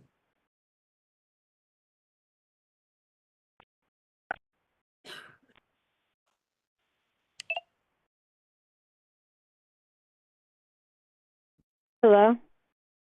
Hello? Hello? Hello? Yeah, I can hear you. Kathleen Chipeye, 32-year resident, Magnolia Star Route, and 21-year business owner. Municipalities and taxpayers are not responsible for providing or subsidizing daycare or housing. However, municipalities are supposed to provide regulation that encourages and allows for childcare and housing to be built by the private sector. That does not mean abandoning zoning and to start ruining and polluting residential neighborhoods. Residents' pursuit of happiness in the residential zoning they purchased in. Currently, you can have child care in commercial zoning and in any house on a limited number of children in a residential home. I believe that the child care should be commercially zoned. I, like Deb Andrea, had the idea of collaborating with the schools. And I myself hear about low enrollment, so it would seem to me to be the perfect fit is to have the daycare in one of the schools. And my entire comment has to be focused around, this is public land. It's in a residential zone. So I got two issues. Commercial space in a residentially zoned neighborhood is inappropriate. It doesn't belong there. So based on zoning alone, I don't agree with it. But on a more general level, with a daycare, I'm probably going to be the only person that also argues this on housing. But it needs to be considered. When people say I have skin in the game, that's public land. So everybody has skin in the game because public land's going to be given up for 99 years, so basically for everyone's lifetime. And only about 1.1% of the population is going to be able to use that land, whether it becomes daycare or housing. And I totally understand we need both, believe me. It's why I've questioned the limiting of what people can call a house and what people can live in Nederland. That doesn't encourage people to have affordable housing, in my opinion. But when it comes to daycare, it's a completely inappropriate location. And that zone, like Majero was saying, it's not legally, doesn't meet the standards of a brown, whatever it is, brown zone or toxic piece of land.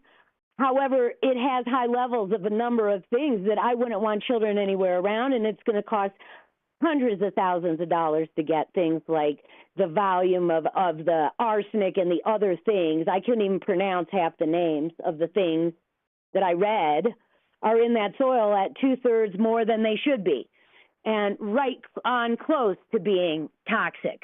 So I don't want kids there, number one, and number two, it's public land. It's public land. Everyone has Thanks, a skin in the Kathleen. game, and you do either or, a daycare or housing. 99.9% of the people lose the right to use the public land. Simple as that. Thanks, There is a Kathleen. loss. There is a cost because they no longer have that space, which could be a public park. You're past your 3 minutes. Thanks, Kathleen.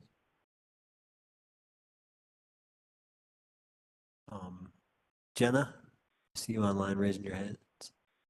Yeah, can you hear me? Yes. All right, this is Jenna Ovett. I am Sam Ovett's wife, and I couldn't be there tonight because I had to put our daughter to bed, but I just wanted to echo that I am in support of building this early childhood education center. As Sam said, we couldn't find childcare until Ariana was about a year old.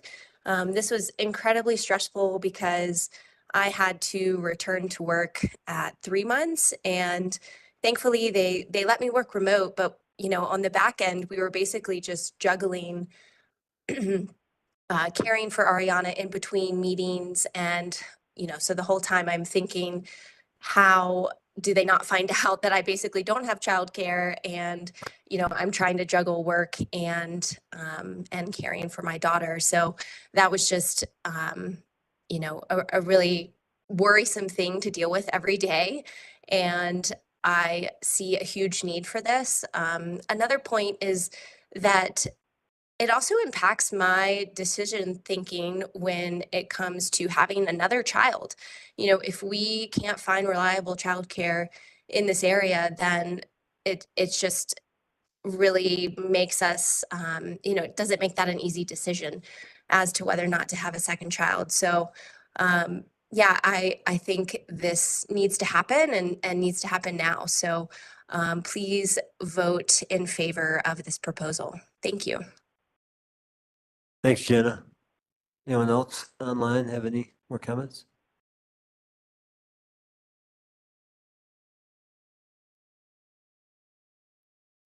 Hearing none or seeing none, and just come back into the room. Anyone else in here have any comments?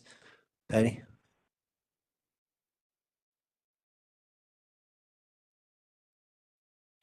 I'm Patty Van Sant. We live on off of Magnolia Road. There is an urgency. There has to be a reason that for 10 years, the project that Kayla spoke about hasn't been implemented yet. I don't need to know all those reasons, but for mothers with little ones like I was, I don't have 10 years to wait. And if I'm going to be looking at going from 10 years of not having a baby, which is what we experienced, adopting one, having a beautiful home, both of us worked, and all of a sudden I have a multiple pregnancy that was never supposed to happen. Yeah, I can have 4 babies under the age of 2 and tell you it's urgent. We can't wait another 10 years. And when people talk about not wanting to have others drive through their neighborhood, in the first place, when you live on Magnolia, I'm real used to a lot of people up here driving through my neighborhood, but they're my community. And now we're talking about a neighborhood where little people come and their parents live in this neighborhood, not Dyers or whatever. I'm sorry if I pronounce it wrong, not that specific neighborhood, but they're Nederland children. They're our children.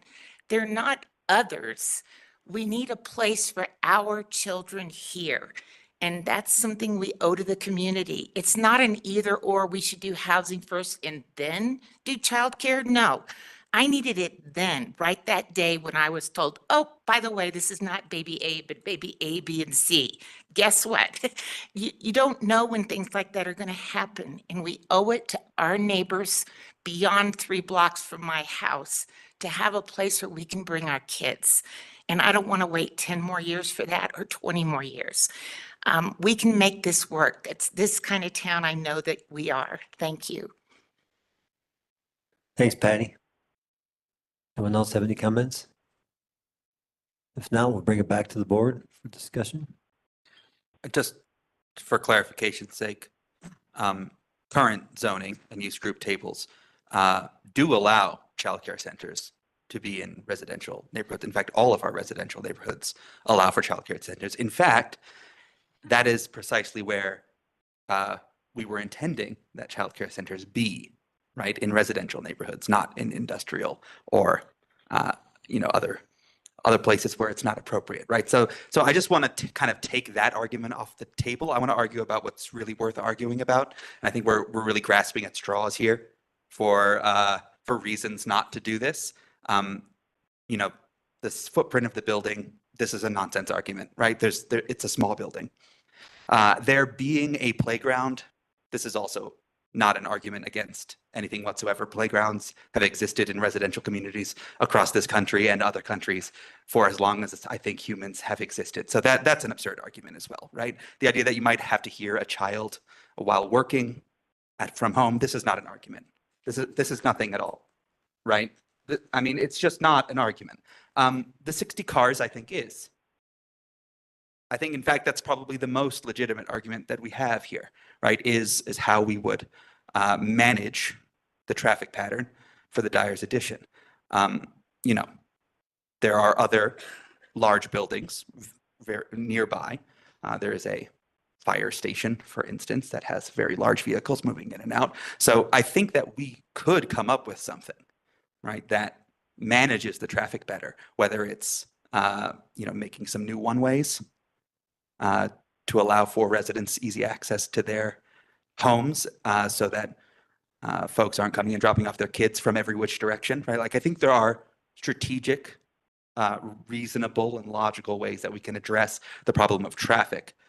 But that's the only problem that I myself am currently seeing, other than I don't want it, right? Like, I just genuinely, I have reached out. I said in the last time we talked about this, I encouraged folks from the Dyer's Addition to come and talk to me about it. I did get an email, but I did follow up, and then there was never any actual meeting arranged to talk about it, to see it in person and to have an actual conversation. What I did get was a lot of what seemed like form emails with exactly the same arguments in them, which I'm sorry guys, but it doesn't help me. Like, that's not going to help me make a decision, right? I need to talk to you actually, legitimately, and in person ideally, but maybe at least on the phone, right? Just sending me form emails from a bunch of people that have exactly the same talking points in them doesn't seem like a reasonable way of arguing anything at all. So I'm a little bit frustrated, as you might be able to tell. I don't believe that the folks in the Dyer's Addition would support an affordable housing project that would actually get built there. I don't believe you guys. I don't believe you. You got to do a lot of work to convince me, I think, but I don't believe you. I think that you would be against anything we tried to build there, other than a park. Affordable housing isn't going to be 2 tiny homes, right, in a Zen garden. It's not what it's going to look like. It's going to be a huge building, right, with many units. And it might be owned by someone that's not the town and managed by someone that's not the town. And you would have really no say over how things went if we built affordable housing there, because the town is probably not going to end up being a landlord, right? We're probably going to outsource the management of affordable housing projects. So I just want you all to keep that in mind. Like, when you say you're yes in my backyard, so far you haven't been, right? Anything that we have even remotely suggested here has been a flat no from the folks in the Dyer's Addition. So I don't believe that these arguments are in good faith. And if you want me to change my mind, you got to do something about it. Thanks, Eric. A couple of arguments that I want to also take off the table. Number one, the suggestion that the child care facility is going to make millions of dollars. That was said in one of the letters, okay? A child care facility, a nonprofit, is not going to be making millions of dollars. Any revenue that they bring in that is above and beyond with their operating costs goes back into the nonprofit. I want to make that very clear. Another thing to take off the table, public land. Public land is designated in the town of Nederland because the town owns it. That is why it is given a public designation. Okay, so just want to also make that clear. I am sensitive to the fact that, yes, the affordable housing is important, but there is a proposal on the table to do a land swap of some sort. And based off the differences in the pricing, we can compensate for that difference. Because that affordable housing, that is one of the very few plots that we have. And it is important to work on both sides. As everyone has said, childcare and housing is important. Okay. Let's go ahead and take New Explorers property. You guys get the Old Town Shop. Everyone's happy. That allows us to work on both of those very important issues at the same time. And I do agree that you can't expect that these folks that are going into affordable housing are also not going to need childcare. You know, that is, I totally get that. I don't agree that this is a sudden, all of a sudden thing. It's absolutely not. My son is now 9. We moved here when he was about 3.5, almost 4. We were dealing with it then, and it was difficult. So this is not a sudden, all of a sudden movement in this. It's just that it's come to a decision point, I think. This idea that other properties are available, I just want to be clear. We have no proposals in front of us, no PUDs, no suggestion or, proposals for annexation. We have none of those in front of us in order to say that there are other proposals. Just want to be clear about that. If there have been suggestions of other properties, I would suggest you talk to Stephen about it. Those have not worked out for one way or the other, okay? The idea that it's a contaminated field. The reports are in there. Everyone can read those. We are continuing to get more information about it just to make sure we're all clear about it. But, and Miranda, if you want to speak to this, but basically what's come back is the fact that it is not brownfield. It has been cleared of all the contaminants, but if there's anything else you want to speak to that. No, we had to do a dual phase assessment. So we did an original assessment with DS Environmental Consulting. They had identified no contaminants, but recommended due to some petroleum staining that we should do a phase 2 assessment. We opted to use a different company. So we had a different opinion, use ERO Resources, who came back and said under phase 2 that site was also not contaminated. Therefore, it is cleared and does not need further remediation or any remediation at this point. Okay, thank you. Or really ever. I don't expect anything to change unless you're going to put something that has those environmental hazards on the site. Okay, but noted, obviously, as folks had said, we don't want to put a childcare facility there or anything. So if anybody has questions about that, please reach out. There's also, this point of, well, that land was promised as a part of, for affordable housing. Yes, there was a resolution that was created for that property.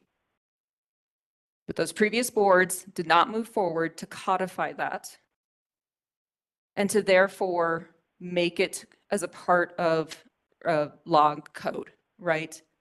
They stopped that short. That is now our burden to decide what to do with that land. I just want to make that clear. Just because, people say it was promised, that's what it was. It was not codified. That board did not move forward to make that a reality. So I just also want to clarify that. If just on that point, Nicole, because I think it's a really, really important one, right? It's like the idea that I would be beholden to what someone else said on a board before me who I didn't agree with, like that's why I ran, right?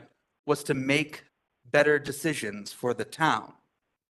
It would make no sense to say, well, we all have to, maintain and keep the promises of those who came before us who didn't keep those promises themselves, right? To me, this is to hold us to that is an illogical concept, right? We are here because we believed that we could be here to make good decisions, right? And you can't hold someone else's decision over me. Can't do it. That's not how this works. It is democracy. Right? And everyone in the Dyes edition could run and be on this board, right? And they're not here. One of them did.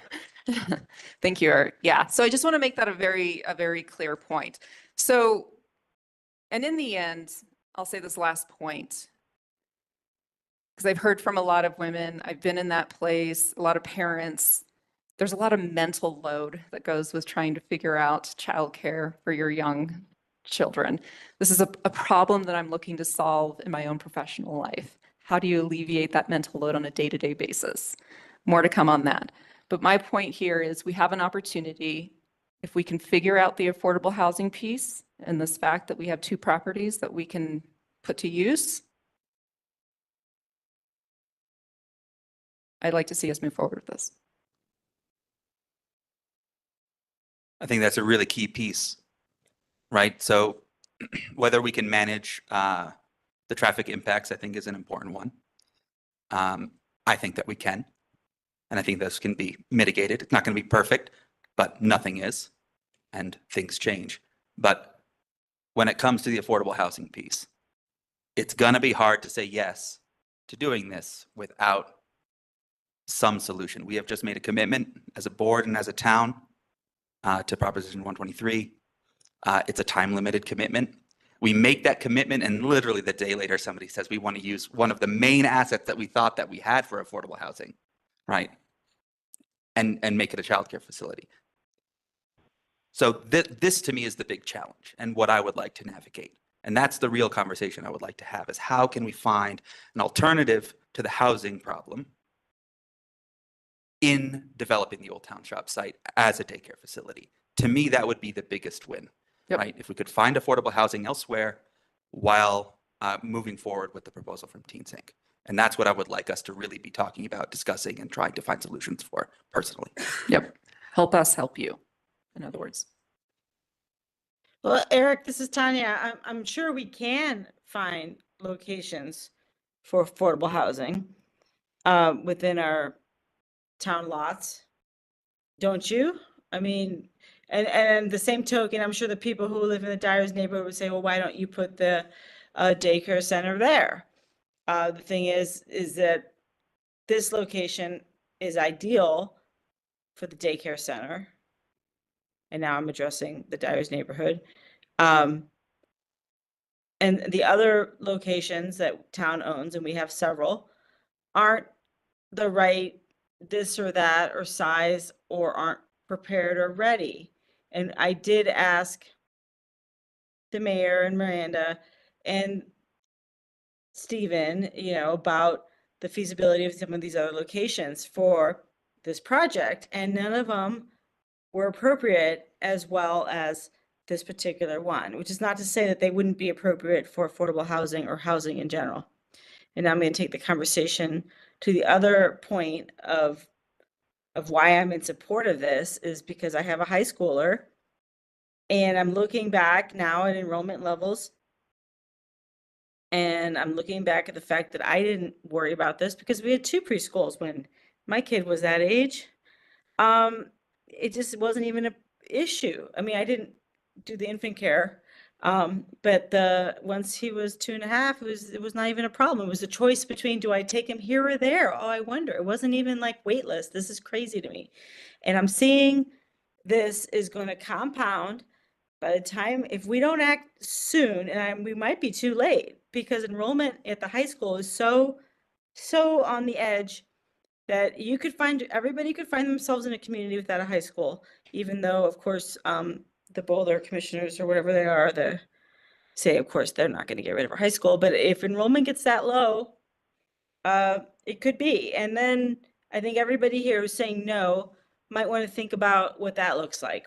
A community without a high school, a community without an elementary school. Yes, this might sound dire, but it's not unrealistic. I don't think we're that far off from not having enough people in our schools. And it bothers me that so many people are okay with not supporting families. The most important thing, in my opinion, for a community is having families and young people. And affordable housing is nothing if you don't have childcare for them. So I know we're going to find a place for affordable housing. I'm not worried about that.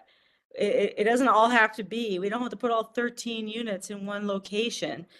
Even though, I mean, maybe that's what everybody wants, but I think we can, we couldn't, even if we land swapped over at the Aspen Grove location, you're not putting a 13 unit building there, I don't think. I mean, sure, an architect can do anything, but No. there's better locations. Let me put it that way. I'm not worried about finding a spot for affordable housing. I'm worried about finding somebody who wants to create childcare. It's a lose-lose proposition for most businesses. It's not a business proposition. It's difficult. And so I'm really excited we have somebody here willing to help our community. And I'm just hoping it's not too late, is all I'm saying. And I'm in support of this. And I want to help in any way we can. Thanks, Tanya. Tom?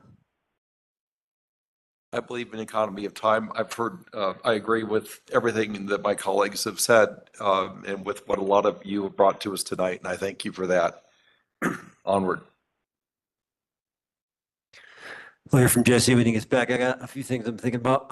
So I spent some time talking around Mitchell a few weeks ago, before he turned in his application, and we talked about the fact that, and I think back with, like Tanya said, even when I moved here 7.5 years ago, we got to decide which preschool to bring Finley to. It was either Little Bear or Aspen Grove. And at the time, I talked to Rachel and Karen today. There was like up to 24 kids. This is just 2.5 to 5 at Aspen Grove. And Little Bear was averaging about 18 a day in that age group, plus 7 to 10 toddlers. So, I mean, even at that time, we were up around 40, a little over 40 between the two schools, just in that 2.5 to 5 age group. And then there was everyone else younger. So, now with the Gilpin County need, I think ultimately we need 2 preschools. This just gets the ball rolling. So whether it's Ron's property someday or Kayla's property someday, I don't think this was the only preschool personally that we need, especially if we're going to go infant 6 weeks to 7 years old. I mean, it's 100 kids, easy. And then some. So I'm a big fan of just thinking about that bigger picture need and yeah, add Gilpin County's need now with the Eagles Nest closure, and that just kind of adds to those numbers. People who'd rather just stay up in the mountains with their kids. Presently, New Explorers Learning Center, it's been up. I got an update today from even the packet. There's 62 kids on a wait list. Now they're varying ages, including unborn. So that adds a number a bit. But there's a serious need, and they've turned away 14 families, relatively recently. Turned away, so that means not even on the wait list. So I'm again, it's going to be hard. Lots of our neighborhoods, if downtown, if NCBDR downtown development happens, it's going to be disruptive. We don't know what will or won't happen there, but it's going to be hard for the people in the area. Things happen in other big parts of the town where properties are going to go up for sale or have recently changed hands. There's going to be changes there. It's going to be hard for neighbors wherever things happen. So it's going to be a challenge. But as I said earlier, I think there's certain things that need to be in place for this place to grow well versus just grow. And childcare and housing are 2 of those. And so I appreciate some of the things we're talking about, like the both and approach of we get some land for housing, you get some land for childcare. It's just one conversation we need to have. We're just discussing this tonight. We're not making approvals. Even, I want us to create a child care. I feel like it'd be a great thing for the town. And I personally am okay with that site. I think it really actually makes the most sense. But I'm not stuck on that. And that's not why we're here today anyway. So, but I think it's a process that we're going to continue conversations to figure out exactly where we're talking about. We are going to talk about a couple things that we'll, ask Miranda and town staff to do moving ahead, but it's still a process. But I just think these needs can't be denied. So, Jesse, what would you like to add? I just want to apologize for losing my voice. First of all, bear with me. I appreciate everybody coming out tonight and really constructive and thoughtful dialogue and arguments, and I really feel proud to be a part of this community on nights like tonight. With that said, I am in favor of moving this project forward. I think I feel like Kathleen Chip, I brought up some really compelling arguments. Eric, just in terms of what arguments are worth us sinking our teeth into a little bit. I think that you know, those some worthy considerations there that I feel interested in exploring a little more. I do very much feel that with a land swap opportunity, we could achieve both goals. And just looking at the property line map as we were chatting, and there is sort of an odd kind of dogleg coming off of the RTD lot that is adjacent to that New Explorers property that perhaps we could negotiate, that is totally unused other than Kids Sledding Hill. And there might be an opportunity for us to negotiate with RTD and try to acquire that little piece to expand that existing Teens Inc. lot that we would potentially acquire in a deal. I feel that that's a viable lot for affordable housing as well. So I'm in favor of moving forward. Okay, so a lot of the things, go ahead, keep more comments, and then I was just going to talk to Miranda. Okay. I mean, I would recommend that perhaps Mayor Bailey, you have some conversations, some ongoing conversations with Stephen and see where that all lands. But I do think that one of us needs to do that, and I would suggest that you do it. Happy to, yeah. Yeah, I know that Teens Inc. has a clear plan right now, but I would personally like to see options fully exhausted before we put them off the table. And I know that, you know, Stephen may or may not have the authority to negotiate in that way, right? There's a board, obviously. So some complicated maneuvering, I think, has to be done in order to have those conversations offline, and so that we can bring them back to the community.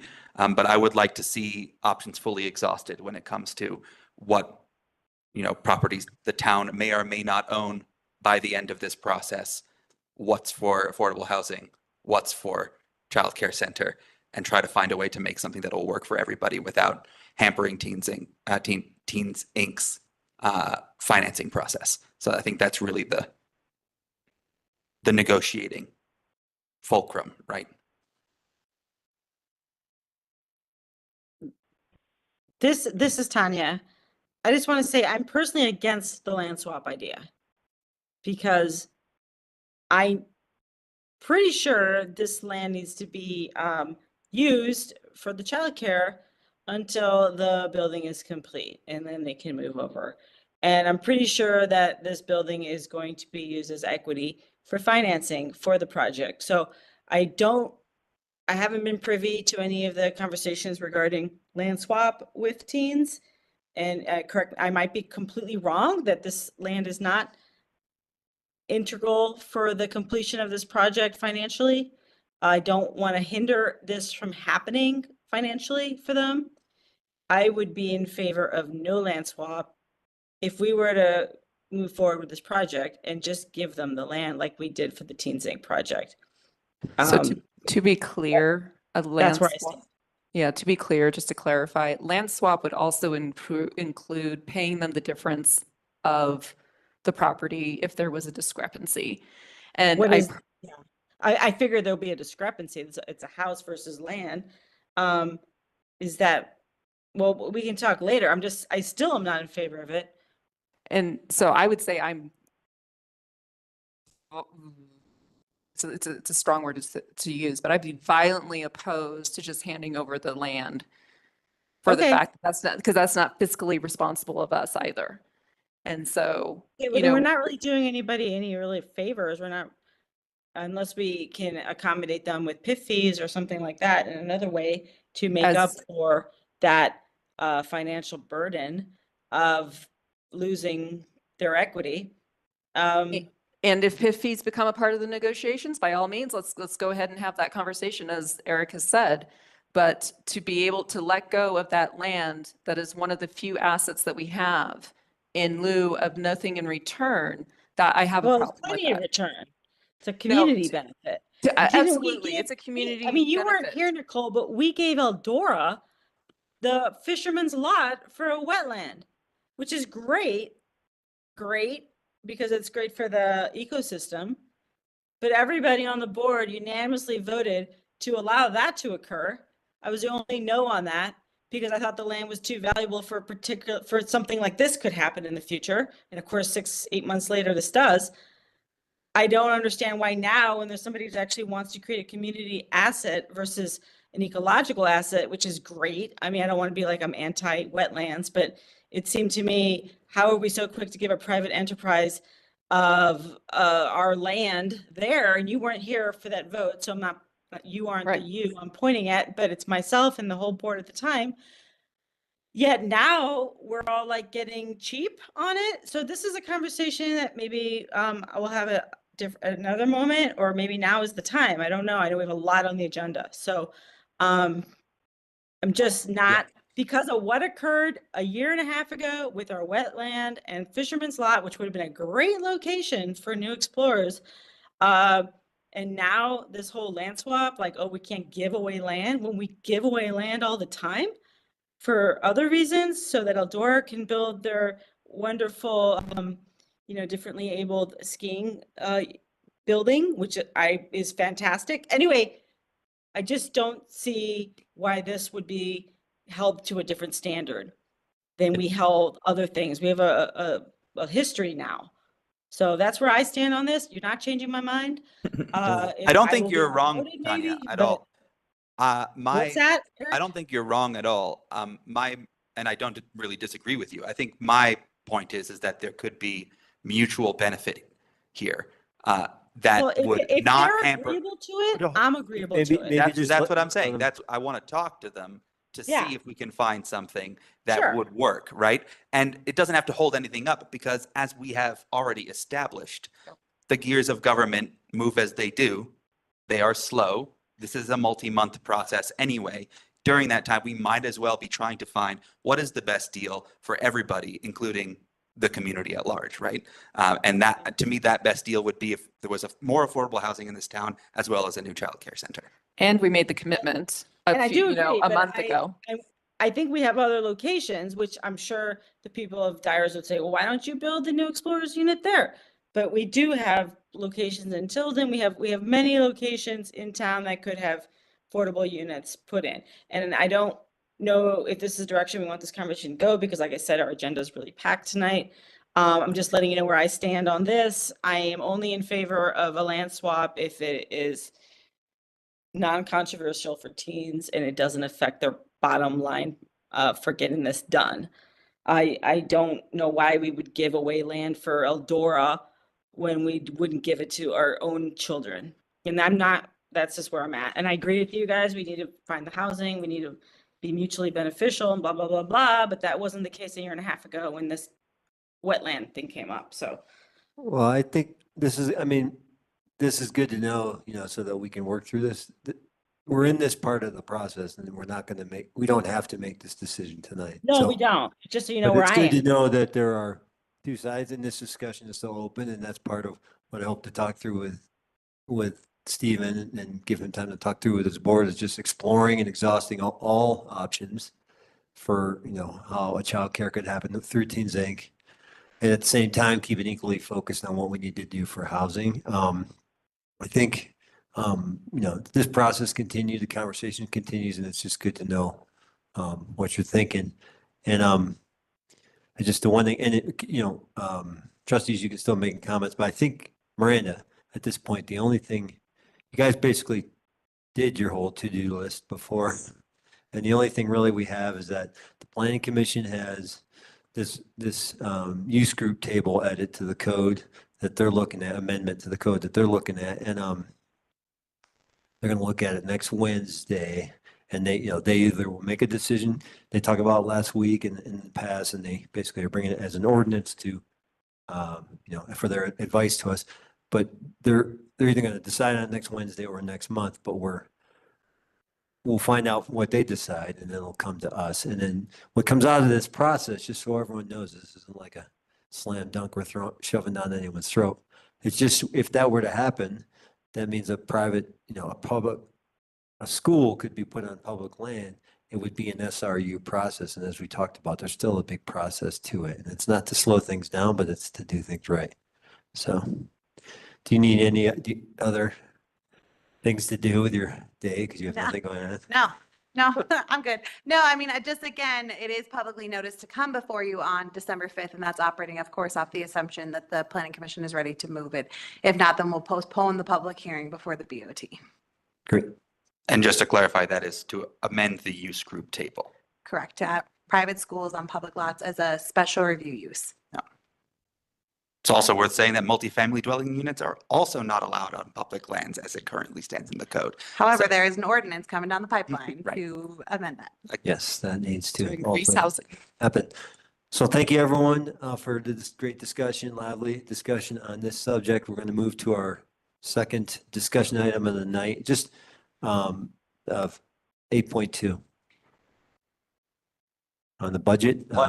Planning Commission is next Wednesday for those that want to follow this. Yeah, if you're interested in being there with the PC when they talk these through, it's next Wednesday. I think it's 7 o'clock, the 29th. Thank you.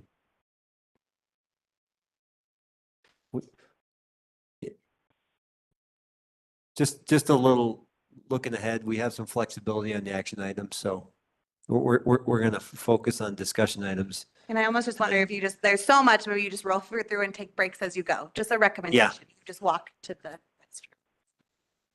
Go walk away. I just think we got to keep rolling because this is a big one. We'll go in, Go like cycles. Tagged cycles. Yeah. That's You have to perfect. tag me in when you All get right. back. Am I good? Let's Yeah, do this. go Okay. ahead. We, as the town staff, have been loving spending this time with you, but this is what we are all here for. So when they leave, when we're done, don't be offended. This is your third session on the 2024 budget. The important portion of today is we need you to make decisions. That's the end goal here. You're not voting on anything, but in order for us to have really an adequate public hearing on the budget, you have to make some decisions tonight. And so that's really what we're seeking. So a lot of robust discussions. What we're going to do tonight, again, just a reminder about our compliance with the strategic plan. We'll talk about some updates from the last work session. We'll do a tax revenue trend review. Rita will talk about the respective funds, and then we'll move on to questions from you all. So just to get started, just a quick reminder on the strategic plan. Number one, your first objective is really specific to town employees. Just a reminder, if this budget is passed, you are bringing every employee to their minimum salary based on the compensation study. Number two is to protect town's water rights. That is happening under the water budget. There is necessary funding for legal and engineering. Number three is really working on all of your plans and your respective grants. All of the matches are in. However, we did identify that the match for the comp plan somehow had just snuck out of there. And so Rita and I have added it back in. Are you anticipating that $80,000 of our $100,000 match would be spent out next year? So that has come back into your budget. It does impact the bottom line when it comes to the general fund, and that is in your agenda packet. So hopefully you are looking at the newest budget that we sent out this afternoon. But we had agreed that was going out of reserves. Yeah, we'd also, when you directed me to apply for that energy and mineral grant, you said you were going to utilize $100,000 in reserves. So this putting you further into reserves is what you had anticipated when you said to go for the comp plan funding. Number four, I'm really looking at all of our infrastructure. There is the necessary funding to do safer main streets, tips, some LiDAR work related to culverts, training staff and disseminating information on emergency and disaster management, asset management, spending the Metro football funds, and working on town hall. Number five, we've gotten really creative. I hope y'all can acknowledge this. We've got a slide really recognizing that we got very creative on revenue opportunities for the town. And so those are in the budget and we will discuss those. And then in number six, you all had decided to use the majority of your remaining ARPA funds to advance affordable housing. Update time. Paid parking. We started talking with interstate parking since you gave that green light to kind of just start talking about what that might look like. we really want to recognize that there's a need for implementation and education. We don't want to hit the ground running on January and now all of a sudden we're doing paid parking. Like, there has to be that time where we educate the community about what's coming and do a soft launch. And interstate parking actually does all of that for us. There's no part of that that involves staff. In knowing that, though, we really realized that revenue wasn't going to come until March. So we amended revenue from $69,000 to $57,500. In order to implement paid parking, you do need to adopt an ordinance that allows parking as a use. That's currently before the Planning Commission and will hopefully come before you on December 5th.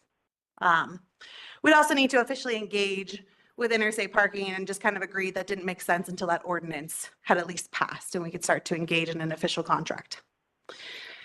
We have recommended a short-term rental regulatory fee to cover the portion of time Macy spends on short-term rentals at $145 per bedroom per year. Mayor Pro Tem Mahold, you asked me how much that would cost a 5-bedroom versus a 1-bedroom. This is operating off the assumption you increase fees under the fee schedule. That's a later conversation. A 5-bedroom would range anywhere from $850 to $900 annually for their newer renewal, and a 1-bedroom would range from $245 to $320 annually. We also brought up the sustainability and permit fee. Really also noted that we want to keep the C&D program, allow someone to divert their materials and receive some of their permit back at 50%. Trustee Coombs Ismail had asked us to go back and do a little recalculation. So what we really identified is it's probably that approximately 25% of contractors go through this process looking at historical data. So we identified that the revenue should really only be an increase of $58,000 because of the possibility of returning up to $6,000 in permit fees back to permit holders. So those changes have been made. Any questions on those? All right, let's get into the fun one. And I'll have to text Asa to join us. So the other thing is speed cameras. You asked us to do a bit of research and we did that. It's in your packet. First things first, you talked about not having fixed cameras. So the fixed cameras were what cost the most. So the discussion was 2 mobile units, which are $16,686 per month for 2 trailers. The one benefit of the trailers is, of course, if you remove them, there ideally is no kind of cost. I have yet to confirm with Vera Mobility what the possible time length we have to get to have them returned, if it's 30 days or 90 days. That's to be determined. You had asked us to go back and recalculate tickets. So the way in which we did that is recognizing that it's $40 per ticket. We said, say you get 12 tickets in a day, which is very low. But if you get 12 tickets in a day times 2 units, taking into consideration the annual expenditure and recognizing that we need ramp up time, and we probably wouldn't start this till March either, you're looking at a total increased revenue above expenditures, that net revenue of $100,000 and some change. You asked us to indicate speed traffic data. I think one of the most fascinating things is what Troy had put together. So thank you, Troy, is that speed data that shows that, average in the 25 mile per hour zone, which is where most of the tickets are written, is 46 in a 25. And that's the average speed coming into town or being in that 25 mile hour range leaving town. Also, ASA had provided, Sergeant Merriam had provided some accident data. That was the spreadsheet where it was listed. And then that tied to the map where you could see the clustering of crashes. Majority of crashes are occurring around the roundabout. Some speculations could be that is because of speed, but we can't obviously do that direct correlation. As a reminder, if you wanted to do this, you would need to adopt an ordinance. And it is possible that your ordinance could earmark the funds towards law enforcement or public safety. That's actually what the city of Fort Collins does, is all of their revenue is earmarked to go back towards public safety. In this case, it could be offsetting that contract, or it could be supplementing some of the supports that Troy provides under emergency services. You could make it very clear that these funds are not just meant to dump into the general fund, but they are to be used for a very specific purpose. We also had to talk to CDOT. There was some conversation about what is the permitting process. I reached out to CDOT and they were like, we don't care about mobile units. Feel free to put them up. And recognize that we do have the data to support these. It would be the fixed units that would have required a much larger permitting process, but the mobiles do not. And then lastly, just a reminder, while these are tickets, there is no way for them to be collected unless we personally serve. And way other communities get away from that is they have people sitting in vans and then they snap the photo, which is how those can be sent off for collections. That's far advanced for what our needs are. Talking to some municipalities, they say up to 80% of their tickets are paid because people just feel like it's the right thing to do. So they pay them. I realize this is a big conversation and I can go over other updates and come back to it, or we can hold on this one and launch into it. What's the desire of the board? Let's launch into it. Okay. Yeah, thanks for doing the homework. Everything we've asked about, you got to it. It's amazing that you did that this fast. Thank you. And huge kudos to Troy, though. And I'm not going to take Troy's credit. And Troy's on the call, just so you all know. And Sergeant Merriam is also on, should you have questions for him. It seemed to me that we were pretty well split last time we covered this. Maybe we could expedite our conversation by teasing that out a little bit. Yeah. You mean, let's get to the point? Yeah, like how do we feel like we don't need to talk about this for 20 minutes? So I mean, I'm still a no on it. same. Same. How about you guys? I'm undecided. I'm in favor. I want everyone to drive slower, my kids to feel safer, for me to feel safer riding my bike and walking around town. I think it's a good source of revenue, and I think the mobile cameras give us an opportunity to dabble in it. I would also be in favor. A 46 mile per hour average speed in that area. Average speeding ticket, not average speed of every car. Right. That we gives, that's a can't proxy. provide that data to you. That's a proxy though. I mean, that's a very good indication. I watch all those same damn cars. Oh, yes, it is. Oh, yes, it is. Oh, yes, it is. Anecdotal. I think we would watching have the the radar same gun? result. Is Sergeant with Asa a on? flashing sign. Sergeant Asa's on? I am on. Yep, I'm on. Anything you'd like to say to that? I mean, obviously the overall average isn't 46 miles an hour. But I do think more cars are going that speed than we're able to stop. So I think it's a higher number than what most people might think, because we definitely don't have the ability or capacity to stop every car going that fast. Right. If I look at your data from last month, there were 26 traffic stops, correct? About that? No, it doesn't seem right from last month. Or whatever the last bit of data was. Or maybe you have it more off the top of your head. That's just what I thought I saw in there. Okay, then maybe that's correct. Yeah, so there's only 26 of those that you were able to stop. The other piece about this is, okay, we know that there are folks going fast in that area. The arguments that I've heard about it is kind of funny, actually. One of them is, well, locals will be penalized more. And in my mind, I'm like, why are locals speeding more than our tourists? Is kind of one question.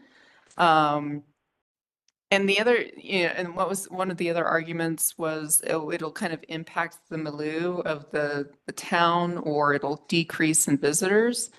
I've tried finding some research that supports that, and I haven't been able to find. I'm still looking, right? So I wouldn't say it's conclusive or exhaustive, but it's been very difficult to find any conclusive data around that. And so I'm trying to grapple between where is this an emotional decision and where is this a logical decision? And that's where it's been tough. I also say, why not just try it? What do we have to lose to try it? This was an innovative idea. It hits safety. We already see that, 46 miles per hour, it has the potential to stop folks. It has the potential to bring in revenue. So I don't see we're not taking a small risk and just trying it. Boulder County does it at the bottom of the canyon. And, They don't do it every day though. It's just Cor- random. correct, that makes it worse. Yeah, I know, it makes it more effective. But I mean, I'm just not in favor of this proposition right now. I would like to give our Boulder County officers a chance to ease into the community before we go straight into remote cameras. It just doesn't seem a very friendly manner of dealing with the community. And I know that for the most part, this is being billed maybe as a safety measure, but I know it's a revenue generator, and I'm not into that. I don't think there's no sugarcoating it. It's both. And the sergeant that we just had, that's been instilled is supportive of this. And I will usually err on the professionals who are telling me that this is a good idea. And Sergeant Asa, I don't know if you've changed your position or not, but from what I understand, or from what I remember last time you spoke, you were very much in favor of this in order to allow you and your deputies to have more time in the community. Is that still correct? Correct. And I guess a couple of things on those last comments. Boulder County doesn't have a camera at the bottom of the canyon. That's the city of Boulder when they have that van. And Boulder County did not propose this. This is from the town aspect. This wasn't a sheriff's office idea. So I don't think it would negatively impact us anyway. And then thirdly, we want to do well in the neighborhood. We want to be up there, but we are not up there to be people's friends. We are up there to hold the community members and the visitors accountable and safe. So there's going to be no good old boy rules. It's not going to be like, oh, you're my friend. Oh, you live down the street. It's okay that you're speeding. It's almost going to be like, well, you live up here. You should know better. There's really no excuses. So I understand trying to make a positive impact on the community, but I think by being fair and just with everybody, whether you're a resident or a visitor, that's why the sheriff's office has a good reputation, is because we don't play favoritism. We just hold everybody to the same standard and everybody knows what to expect.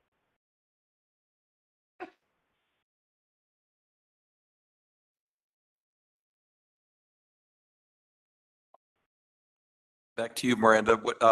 How close are you getting what you need to have? I don't have what I need to have. Rita and I need to know, are you wanting this in your budget or are you not? I would like to experiment with it. I mean, It sounded like. it's a low cost. I mean, it's an entry point to start experimenting. Yes, I'd like to see that the contract that we have with them, we have 30 to 60 days to shut it off and say, sorry, experiment sucked. We don't want to move forward. I think that's got to be a caveat into the contract. I'd like to make a point that I think once we start it, it won't go away. So I think it's just a lot for people to take on. And Wait, say that again? Once we start it, I don't believe it will go away as an experiment. So I want to finish what I'm saying. I just think if we experiment with it, that's choosing to do it because it won't start and then go away. I don't believe that. Why not? Why not? Because I think whatever momentum or, we got this money, that's why. I think to do it, to start it is to do it. And I think that's a bad choice at this point, if ever. I think Ace is right that they didn't make this decision. This is being brought up by the town. But perception is perception. I mean, I wrote a letter to the editor. I encourage you all to do that. Have you heard anyone say this is a good idea? I haven't. One person until I told them the price and they said, whoa, not for that much. And I've talked to probably 40 or more, plus comments we've gotten. I would encourage you to get more feedback, but at this point, I don't see that the public's for this. We have a change of police, which that's fine. It's kind of been there and that's in place. This paid parking's, much as I don't like it, it's going to happen. It's a lot to put on everyone at once. And I think the speed cameras just don't have to happen. We don't, revenue or not. And so it's not worth an experiment as for another $100,000 deficit? To me, it is not. No. Yep. So because we're a board of 6, Miranda needs to have a nod of 4. And at this point, from what I've heard, I'd nod yes. That's only 3. In favor. So, I mean, it sounds like we all have a pretty good mind on the idea, and that we don't have 4. So, what do we do next? So I think you either Strike treat it it. as your Paper board of rocks, 6 and scissors. say it's not moving forward, I think or we have you to spend strike more it. time discussing it. It's really. Which sets things up for a discussion of a point versus wait till an election. Yeah, I mean, the trouble is that I don't disagree with what you said. It logically makes sense. What I disagree with is taking pictures of people and then sending them a bill in the mail. I just don't agree with that. I'm just never going to. I think we're just at an impasse unless Tanya or Billy changes them. Like I said, I'm a terrible debater on this because I'm never going to be for it. You can't change my mind either. Mine either. Not today, Yeah. not this year. I mean, I'm Get up in a seeing couple the traffic years. data 2018 to 2022, and I'm not seeing an epidemic of speeding related crashes along the highway. I'm just not seeing it. I don't think that the safety argument holds up. And the only argument that seems to hold up is the revenue one, and I think it's more of a risk than y'all are making it seem like it is. How does the safety argument not hold up? Because I don't think that we have a safety problem to solve. Well, I don't, you're saying without an impact, without a crash, we don't have a safety problem. I can tell you as somebody who walks that road every day, it's a problem for me. I've had to jump to get off the road from somebody coming in way too fast. So I mean, I think a better solution is multimodal transportation options, trails and sidewalks and pathways that are paved and accessible. And I think that going this way is the opposite of the kind of community policing concept. I think this is opposite of community policing in every way, shape, or form. It's literally the opposite. In fact, you don't make contact with the community, right? Well, but wait a second, there's still ticketing that's going to be happening by Boulder County Sheriff's Office, correct? I sure hope so. Yes, there is still, so this is not a complete replacement of it because, and in fact, I mean, the argument that, you know, we want more of the Boulder County sheriffs to pull people over, but this will impact, you know, residents. It's like, okay, cool. Then that's $165 ticket versus 40. If that's what you're arguing for. That's not, I don't think. But, Yes, you it know, is. Potentially a officer could pull over someone who's speeding and they've got a kid crying in the back and they're running late to pick up the other kid from preschool. The other 2 kids are fighting. There's something going on in the car. The speed camera goes boom, you're speeding, $40, maybe they could use. $140. Right. The cop might pull them over, see the situation and talk to them, see what's up. But even if they wouldn't. And then let them go with a warning. But even if they wouldn't, it's still, you know, you're It's having a face-to-face interaction with a human being, which I just think is so undervalued in our bloody society. Like this to me is just an important thing. If it were about safety, we would put one of those flashing signs with the police sort of colors on them when you're going too fast, and that would get people slowing down for the most part, because I think most people just don't realize the speed limit's going from 45 to 35 to 25 to 15, or well, not to 15. I think that's what we need to put on the highway, and that will get people to slow down. And I think at this point, you know, we're going to look at the budget some more, and we're going to see how much the fees have gone up, how many ways we are fining and taxing people. And I don't want to do it in this way as well. You know, pick one or the other, you know. And if this get rid of works, all the other ways, but this can't way afford is unethical. I don't like it. And you're not changing my mind. And so that's that. if this works, we lose money. If this works on the safety argument, we lose money What do you mean? because we will not be issuing tickets. Because people will That's be right. driving more slowly. Right. So And we will It lose doesn't work on $16,000 a month. safety level. No, and I think that's the Nobody point. knows they get ticketed until they get home, and a week later in the mail, they get the ticket. It doesn't work. It works for locals only. It doesn't work for tourists, and they have a bad taste of net in their head, and that's the end of it. And we get 80,000 and the company gets 200,000. I don't like that either. There's a whole other issue about that business model that bothers me too, but I'm not going there. I think we could probably move on. Yeah, I think I'd agree. I think this isn't going to pass. People have said, I'm digging in and I'm not going to change my mind. So let's move on to what we can get done. And as far as Miranda's work goes, I think she strikes this from the budget at this point, because we only have 3 and we need 4 to get something done. Okay. Right. All righty, moving on. The other updates are on expenditures. As a reminder, we had $10,000 in the budget for Rocky Mountain Performance Excellence. I did have a conversation with Trustee Sterling that perhaps there are other options out there, that maybe Rocky Mountain isn't it.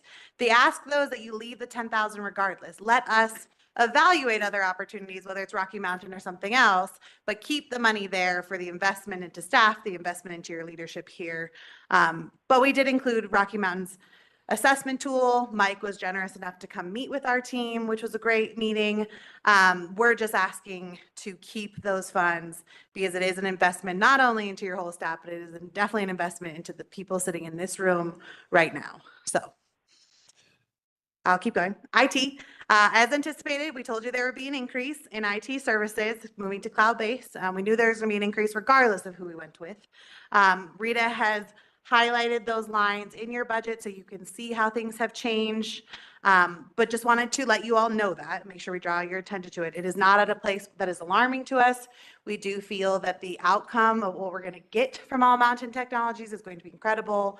Pam has been amazing to us, and she's not even under contract and doing a lot of work to figure out how she can save us money and see how we can get out of contracts, renegotiate things, and she's not even under contract. So I think if that doesn't prove who this person is and what this company is about, I don't know what does. So feeling really good about that. Having the, HVAC system and have it being, reasonable up at the town shop site, because there's not a conflict with the IT provider, and having the water plant, also have less hiccups with the IT is kind of priceless. They're hot. They're too warm at the public workshop now. Oh, well, The heat has been fixed. They are roasting now. It's good. It's a good problem to have. It's great. The last thing is just an acknowledgement that Rita and I thankfully just happened to be chatting about something and realized that there was an oversight. So we do apologize for that. Just recognize that we needed to add in 80,000, added it to professional services lines. Again, brings you further into the negative in the reserves, but that was your intention with the comp plan. So that shouldn't be a concern because that was what you always had aimed for. Questions about those proposed expenditures? Yeah, I'd have to ask, what level of confidence do you have that there's no more things you've overlooked? We talked this morning and we ran through all of our grants and we double checked that we had all of our matches and that we don't feel there is anything else we have overlooked. Yeah, we're happy, and we'll do it one more time before we go. We'll probably do it 100 more times, but really we really realized that we should probably talk through every grant. And so we did and assess like what's happening this year versus next year. Okay. So, any other questions about proposed expenditures? That was a lot. Thank you. Yeah. All right. Are we all good with the Rocky Mountain Performance Excellence thing, doing that $10,000? Yeah, and it's really $10,000, and we will do our due diligence to look into other opportunities, not just automatically commit to Rocky Mountain, just to be sure. But ultimately, I want the department heads to decide. So we'll bring the proposals for whether it's Rocky Mountain or other agencies to the department heads, and they will select who they want to work with, all within the $10,000 budget. Well, is this going to come back to us or to somebody before it gets approved for use? Or is this just saying, go ahead and use it? I know it's not a lot of money in the budget, but it's just, to me, when we're in a deficit, every little bit counts. But typically, with an expenditure at that rate, we would be able to do it ourselves administratively under our procurement policy. Okay. If that's the desire of the board, we can bring back our choice. Okay, well, I'm okay with it. I was personally going to say no to this whole thing at this moment in time, because of our budget problems, because of the fact that we're in a major deficit or minor deficit. But if everybody else wants to put it in there, I'm not going to be the naysayer on it. I do understand that, professional development and staff infrastructure and teaching, I don't know what the right word is important, obviously. So what is everybody else? Is everybody else up for it? Just a Yes. blanket yes on that? We're nodding over here. I yeah. mean, Okay, I'm great. pretty, I'm kind of with you, Tanya, but I Yeah, think initially we're I was over no here. on it when it came up as a line item, but yeah, I'm not gonna fight it. Of course not. It's only $10,000, so. And it's a great concept, so. But we should be tightening our budget at this point. So let's hope that this development can create ideas for increasing our revenue, because that's our main problem right now. With the budget. I'm not a budget person in general, but when it comes So to you're budget. saying, so you're saying this $10,000 to go towards increasing revenue, or what was that last Well, line? you said? no, I think I'm saying yes to this because everybody else wants to. Initially, I was kind of a no, because I'm looking at the budget and I'm seeing all these different fees and fines and ways to increase our revenue every which way on the budget. And then I see this, and it doesn't balance out, but I'm hoping that the performance excellence will help staff come up with ways to be more efficient that will, in the end, in the long term, in the long picture, well, it'll save us money, right? That's the hope, right? Right? Right. Yes. And I have some recommendations, as Miranda said. Her and I talked about some other things that could help create that efficiency and productivity. Yeah, yeah. I mean, I think everyone's very productive, but the budget bothers me, and we'll come into that when we get into the fee schedule.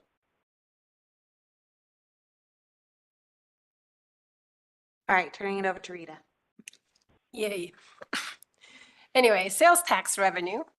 As you can all see, we received an additional payment. I realized we didn't do a slide. Just kidding. Hold on. Oh. Just a reminder. So obviously this has changed slightly. Your possible new revenue.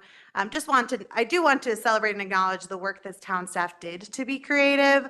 This is the first time we've come to you with alternative revenue. So even though we're taking out speed camera, so it's about 255,000. Just want to give a lot of kudos to staff for thinking outside the box and trying to get as creative as possible on revenue. So that's what this slide is.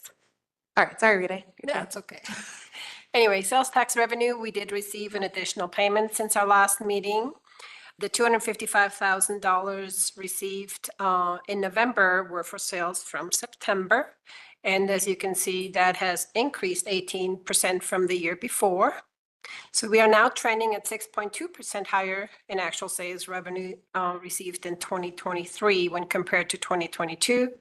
However, still, when we compare that to the 2023 budgeted amounts as of the October financials, we are still trending 11% below in the general fund and 4% in all other funds. That has not changed. So I am still recommending that we do not increase the budgeted amounts for all the other funds and just adjust the general fund based on year-to-date actual funds received so far and estimates through the end of the year. That's my recommendation for sales tax. Any questions, concerns? Moving on. Property taxes. So since property HH did not pass, we are estimating property tax revenue to be approximately $768,000. And that is a 26.3% increase from the year before. This has not changed since the last meeting, this slide. These are just estimates though, and we are obviously waiting to receive the final certification from the assessor's office. Now, I don't know, I know that the Colorado legislature has been working on a special session and not sure what's going to come of that. Like I said, we're just going to have to wait for that final assessment. But what we used in the budget is that $768,000. Questions? Concerns? Moving on. All right, so the general fund. I won't be getting into as much detail as we did during our last meeting. Planning on doing so, however, when we do the budget hearing next week. So since our last meeting, the general fund's operating budget changed from $18,690 in the black to now $76,000 plus $100,000 more in the red. So adjustments were made as mentioned in the updates on proposed revenue slide. I also increased sales tax revenue by $19,000 in the general fund based on the latest sales tax revenue received. Which month do you have already when you're figuring this? So sales When we just talked about that I received in November for the month of November. September. Okay, got it. Yep, Thanks. and that was 18% higher. So I did some math and projected what we received till the end of the year. And so I felt comfortable increasing sales tax for general fund by $19,000. 18% higher than actual. The year, that's correct, You're not right. the year before. Just making sure. That's correct. Yep, And now this number though is incorrect. It's that's correct. So negative you're gonna- 359,000 That's right. Yes, ma'am. Okay. That's what instead I'm of trying- 259,000. That's right. It would go up by 100,000. In the red, it is now You know, 100,000. No, let me think. That's true. Yes. Yep, 100,000 and some change. Because I'll be taking out expenditures as well and revenue, but the net. Right, is but the net is 100,000. still 100,000. That is correct. So that will change to roughly $358,000. But 80 of that, if I'm understanding correctly, was What, for the comp plan, was a decision we'd made what before. Sergeant Asa had. No, I'm budgeted. sorry. 80, the 80,000 for the comp plan, is that? my- That is included in this. This Right. is revised. So 359, but we had agreed to that 80 loss But, months ago. So but it is coming from the fund balance. 27, yep. Yes. However, so before I move on to the next fund, let's quickly talk about the October financials that you saw in the packet tonight. So the change in fund balance in the general fund as of October shows an increase of $52,000 versus a budgeted decrease of $272,000. So that's important information, I believe, to share.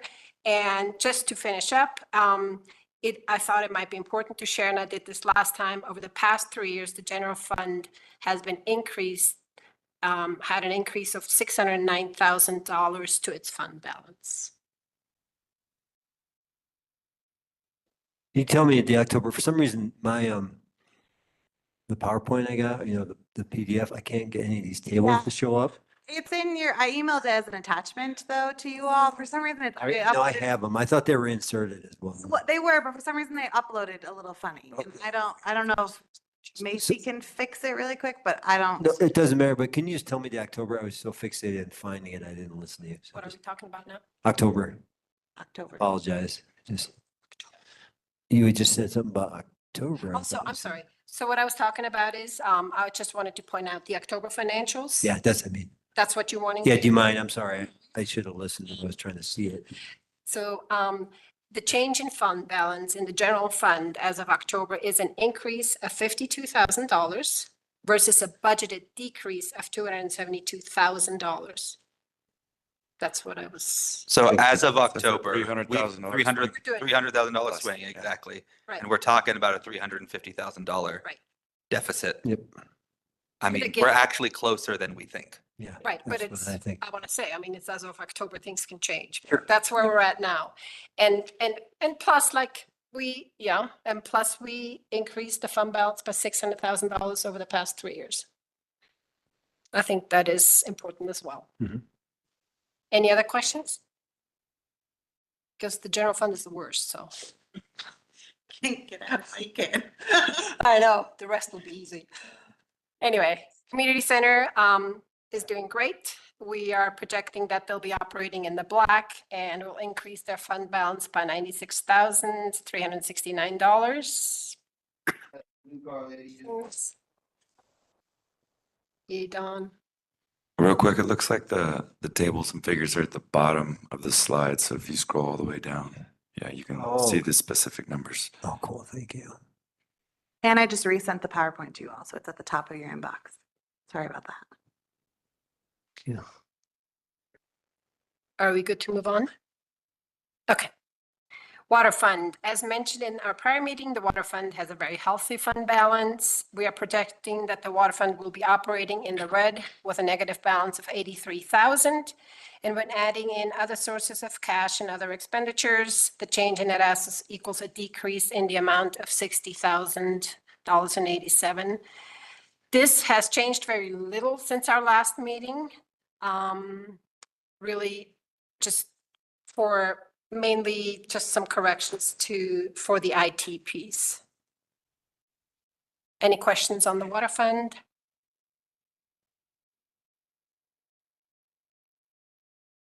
Sewer fund, nothing has changed since our last meeting. We are projecting to, I'm sorry, I'm on the street fund. I'm going, what?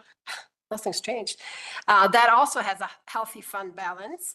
We are looking at, in looking at the 2024 operating budget, they are operating in the black. So revenue minus expenditures equals $120,000 and $992.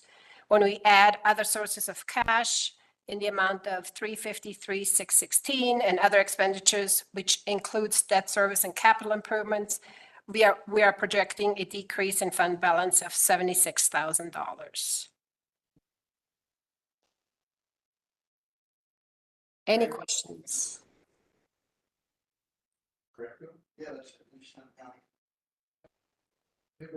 Okay, moving on the streets fund. That's where I was earlier. Nothing has changed since our last meeting. We are projecting to spend $252,000 in 2024, which would result in decrease to the fund balance in the amount of $108,000. And so as of the October financials, we have only spent $116,000 of the budgeted $228,000. And the change in fund balance shows a decrease of $26,000 versus a budget decrease of $130,000. So correct me if I'm wrong, Miranda, but I don't think we'll be spending it all, right? No. Near. And I met with Josh today and we reviewed the streets budget and really just recognized there's some equipment components. We actually had an audit done of all of our equipment at streets to identify if there were any needed upgrades for safety components and just general maintenance needs. And Josh and I have evaluated a plan to get those done under the equipment budget, but even then that doesn't exhaust the fund, but does allow us to make sure that we're doing the necessary safety upgrades to these equipment. Okay, in that case, there will be obviously some funds we'll be carrying forward into 2024 that will help increase the fund balance. I do just want to point out, like last time, we are budgeting a transfer of $57,201 to the general fund to offset half of the loan for equipment purchases that were made in 2023. Any questions? All right. Parks Fund, no changes to the park funds either. It's pretty straightforward. We are estimating that the 5% marijuana retail sales tax will earn us $85,000 of revenue. And we're projecting to spend $41,000 in expenditures.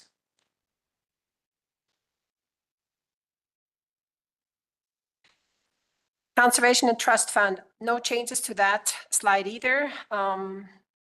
The Conservation Trust Fund is very regulated on how we can spend these funds. They have to be used for parks and trails improvements and maintenance. And let's see, we did increase, yes, the expenditures for 2024 by $15,000 of unused fund balance to be carried over. Therefore, it's showing a decrease of $15,000 to the fund balance. Any questions? The Health and Human Services Fund, I did, so the lodging occupation tax revenue is collected in the general fund. The board approves appropriations yearly, which get transferred from the general fund to the Health and Human Services Fund. I did increase amounts to $28,000 from $20,400 since our last meeting, because I realized that quarter 12/31/23 is not due until 3/31/24, and that will still be calculated at the 99% 1% split. Town staff is recommending a 51/49% split for 2024. Any questions? Ms. Kate on? Ms. Kate? Okay. Okay. Oh, okay. So downtown, the DDA, no changes to the NDDA's budget since our last meeting. The DDA is projecting to use the $862,875 for various new TIF projects in 2024. and carrying over the 161,615 from previous projects for a total amount of 1,024,490 appearing in the line item called capital. For 2024, the NDDA is budgeting an overall decrease to their fund balance in the amount of 692,247, which includes the 175,272 and 516,975 highlighted in yellow. I said this last time, I do want to point out that they budgeted their property tax and TIF revenue the same as last year, which is very conservative, and I'm sure that will actually be coming in higher than what they budgeted. That's it from me. So just a reminder of what's next. You have a public hearing set for next week. It's a special meeting, so 7 o'clock public hearing here. Hope is that you're ready to adopt your budget by December 5th, but if you're not, we have that backup date of December 12th. The budget does need to be adopted by December 12th. Questions, comments, feedback. We didn't add in a slide in here, but did put the fee schedule in your packet with quite a few changes. And I know, I believe Trustee Corvalon wants to talk through some of those. I'm happy to answer questions, but we'll turn it back over to you.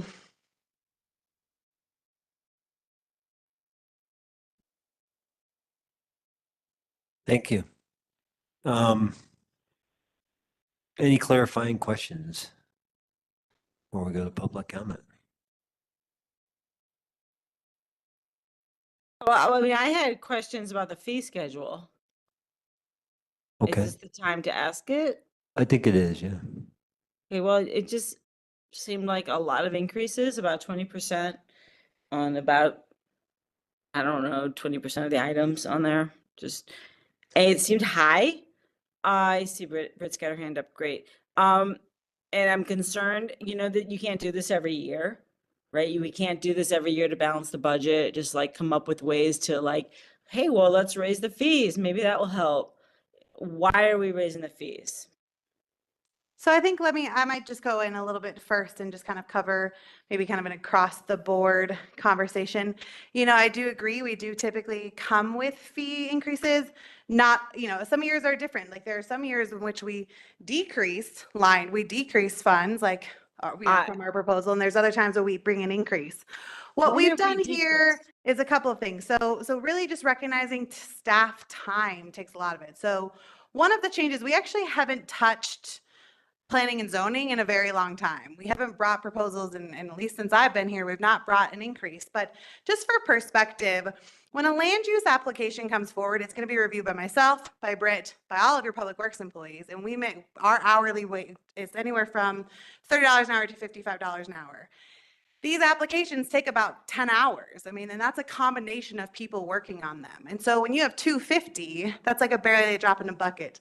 Just for perspective, $500 for a PUD. Britt and I have easily spent 50, 60 hours on the PUD that just got pulled. And that fee was $500.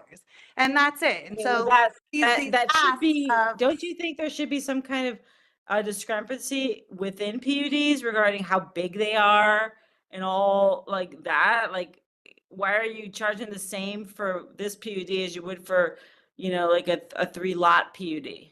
I think that's how your fee schedule. I mean, we don't have the So jurisdiction. maybe we should be staff. discussing Hey, that Tanya, can you instead. let Miranda finish, I mean, this please? isn't the time for it but I just feel like across the board, why are just normal people paying for the I hear what you're saying about staff time, and I feel like, okay, this is a note to self. If we ever go through and change our fee schedule in a way that makes sense, because if someone's coming with a PUD that is so encompassing, like what has come before you guys, there should be some sort of protocol that's related to square footage or something in place, and it's not. So, okay, that's something that has to change. Of course, it's probably at this point, what else could happen at such magnitude, but you never know. I think that there has to be a limit to this. You can't keep raising prices every time salaries increase. Well, right? And salaries are going to increase every few years. When's the last time there was like a blanket raise? Last year, every year, there's things that go up. So, okay, Tanya, the answer On in the here fee is different than schedule. what you're saying, so just go ahead, Miranda. Yeah, I mean, every year we come to you with proposals, and some years they're accepted and some years there's not. So for example, there was a year, 2 years ago, that we brought a pretty aggressive fee schedule change related to special events, and those were turned down.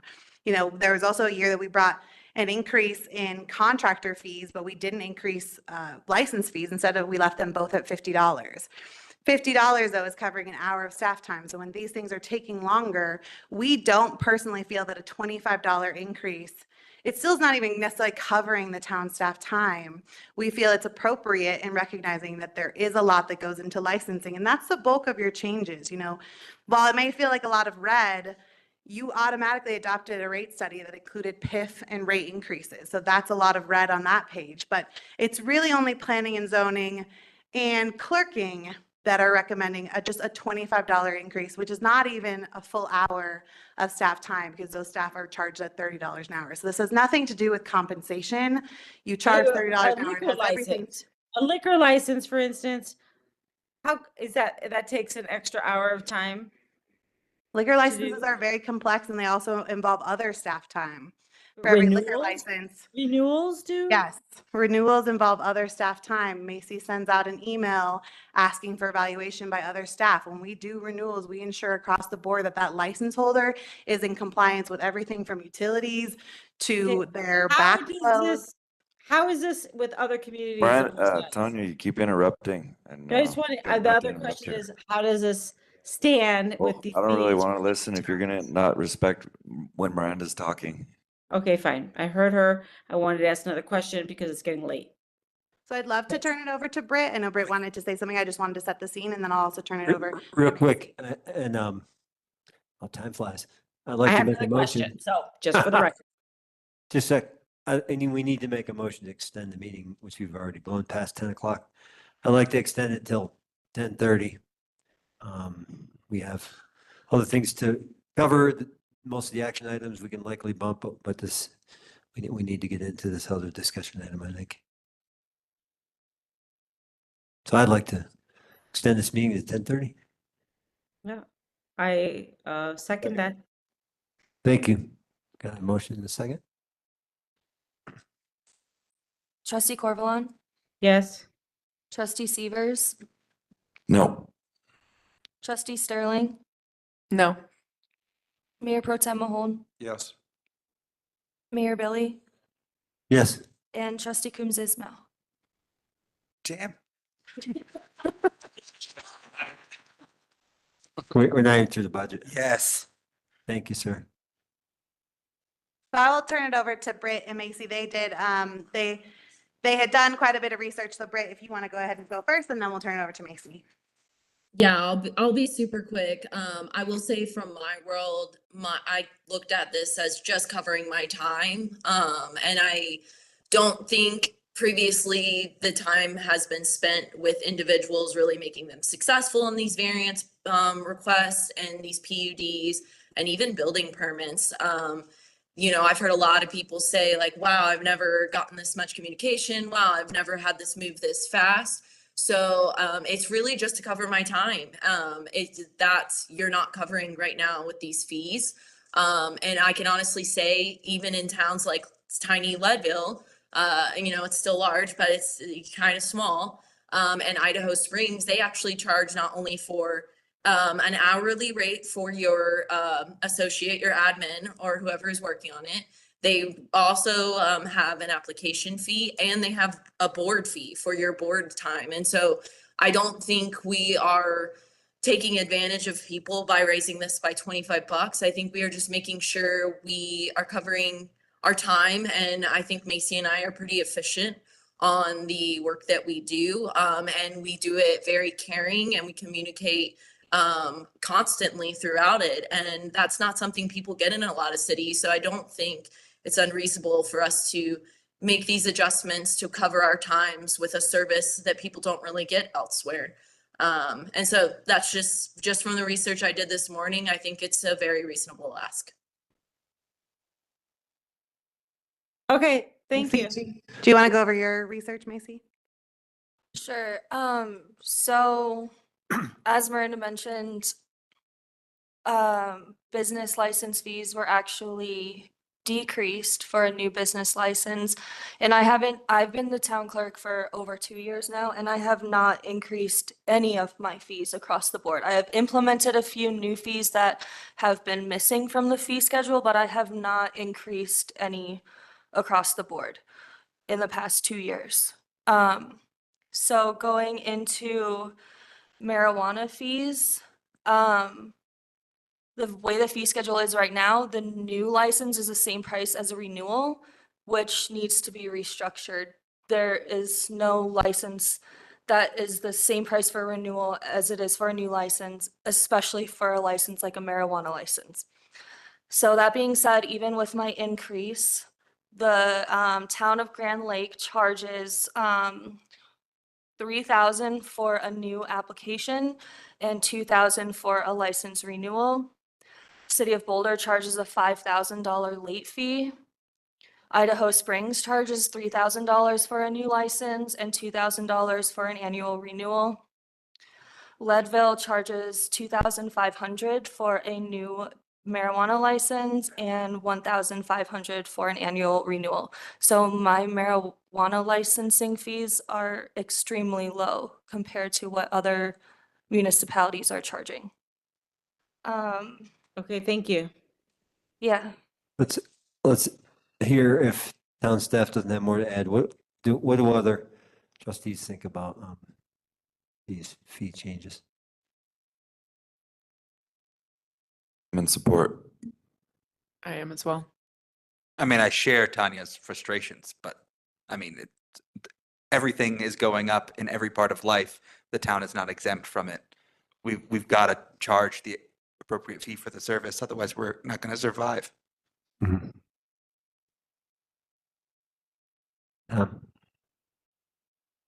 I agree. Yeah, especially when I hear about other fees, I would never get my SCU thing in late in Boulder. But there's a logic to matching fees with what things really cost.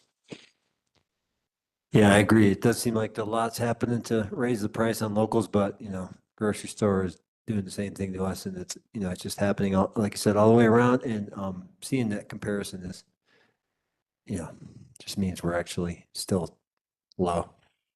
So I'm in support of this. Tanya, is there anything else you want to add? No. Thank you. I want to open up for public comment. I don't think I did that yet, did I? Go ahead and open up if anyone has public comment on the budget. There will be ample time for that next week too, just so you know, as we'll have a public hearing on the budget. But if you want to say something tonight, now's your time.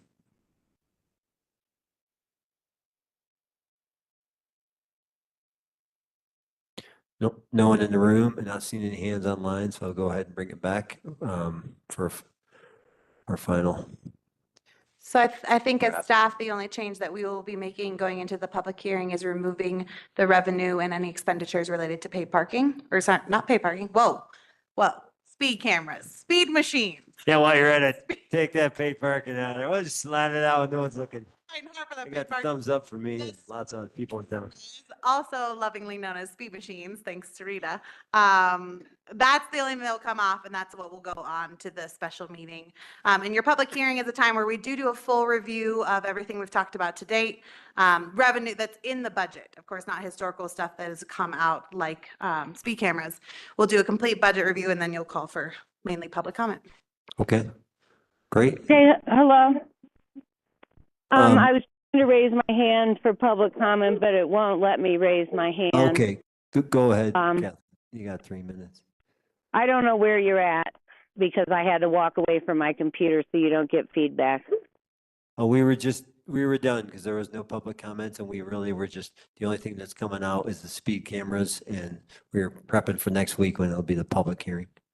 So Okay, well, I want to give my public comment, which is when it comes to fees, I just want to remind everybody, the fee is only supposed to be the cost of producing the license.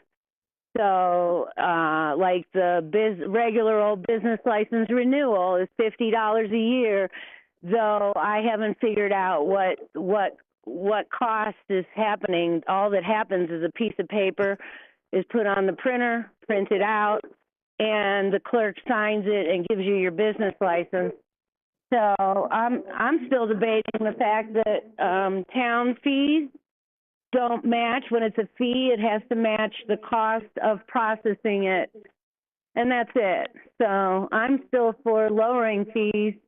I haven't yet been able to look at what the marijuana fees just are going to go to, but it's supposed to be based on the amount of time it takes to process the license and the cost of the license. And our piece of paper is 25 cents to print, and it doesn't take more than 5 minutes for a signature to be put on it and date.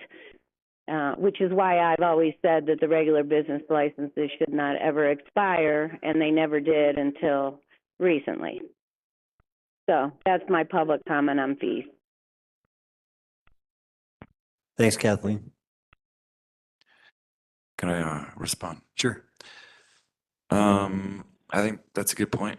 And to Tanya's point, if it is indeed the cost of rendering the service is basically what the fee is intended to do, perhaps there's merit in reviewing possible high prices here as well and reducing those. Maybe some annual fees don't need to be annual, and I think that that's worthy of our consideration.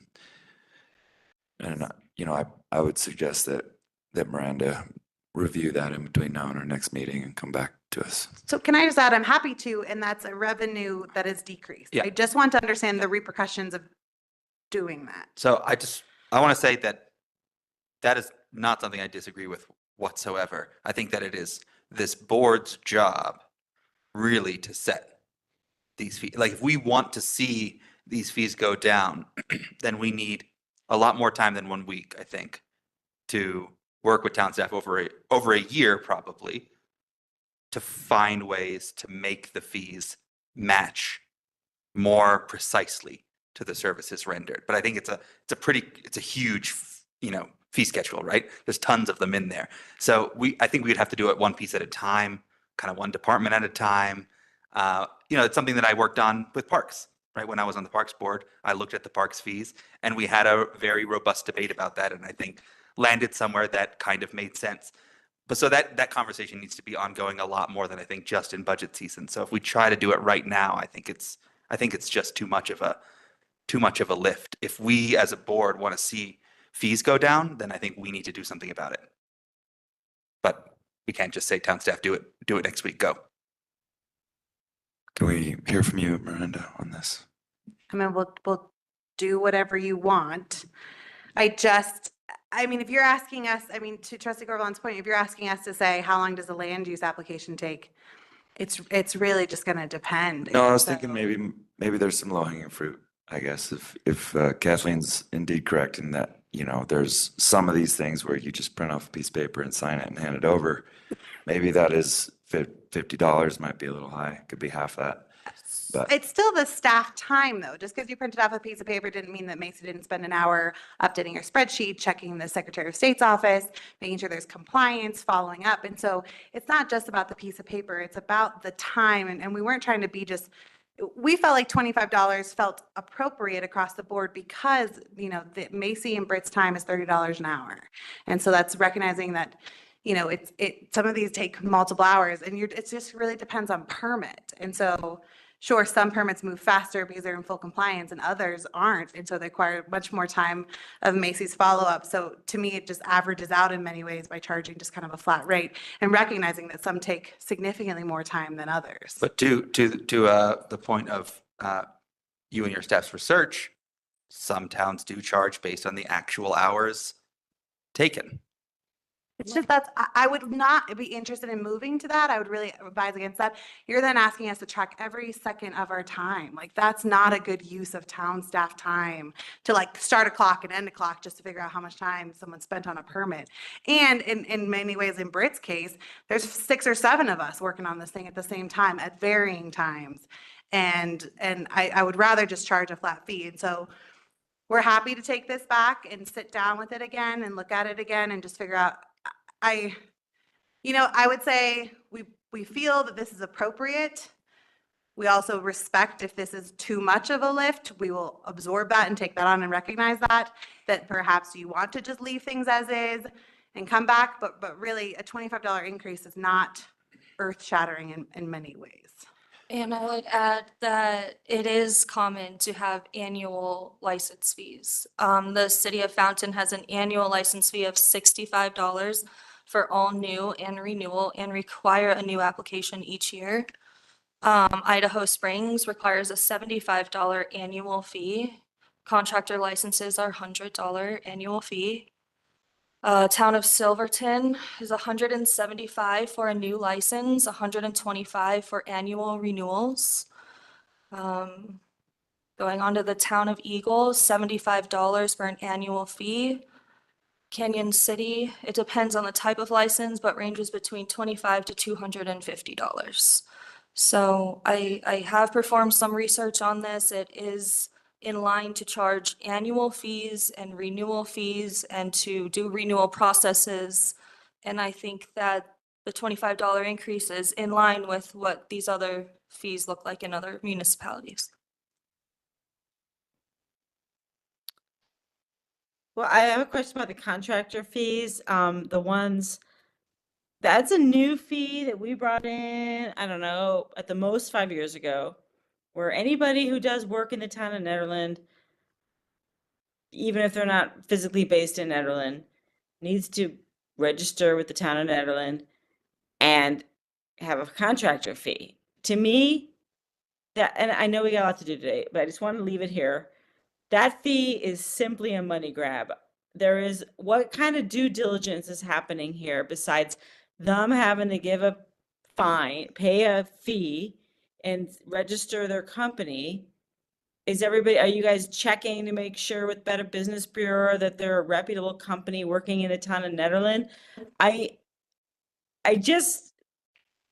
know we're in a bad situation financially, and I know we're looking at creative ways of solving it. I don't know why certain fees, I understand like complicated permits, building permits and SRUs, like the one that Ron brought before you. That should cost more than what it is being cost. And then the other person who is just somebody who wants to do plumbing in the town of Nederland, if they're doing it by the book, they have to come in and do a contractor license to work in the town of Nederland. And that's been raised $25. I know it's nothing in the general scheme of these guys' these women's, these people's jobs. But to me, I'm bothered by it. I just hope it just stops this year. We don't just like every year do it. And I know we got 1 other or 2 other or 10 other things to do tonight, so I'm not going to talk anymore. That's just a statement. And if you want to answer, it's fine, but. I mean, I think my response is, this fee schedule is your fee schedule. If you're not happy with it, then that's a decision you have to make. We as staff bring you recommendations. We stand behind these recommendations. And I'd like to get rid of the whole contractor fee in general, but I don't ever think we ever have time to talk about these kind of things. And tonight we don't have time either.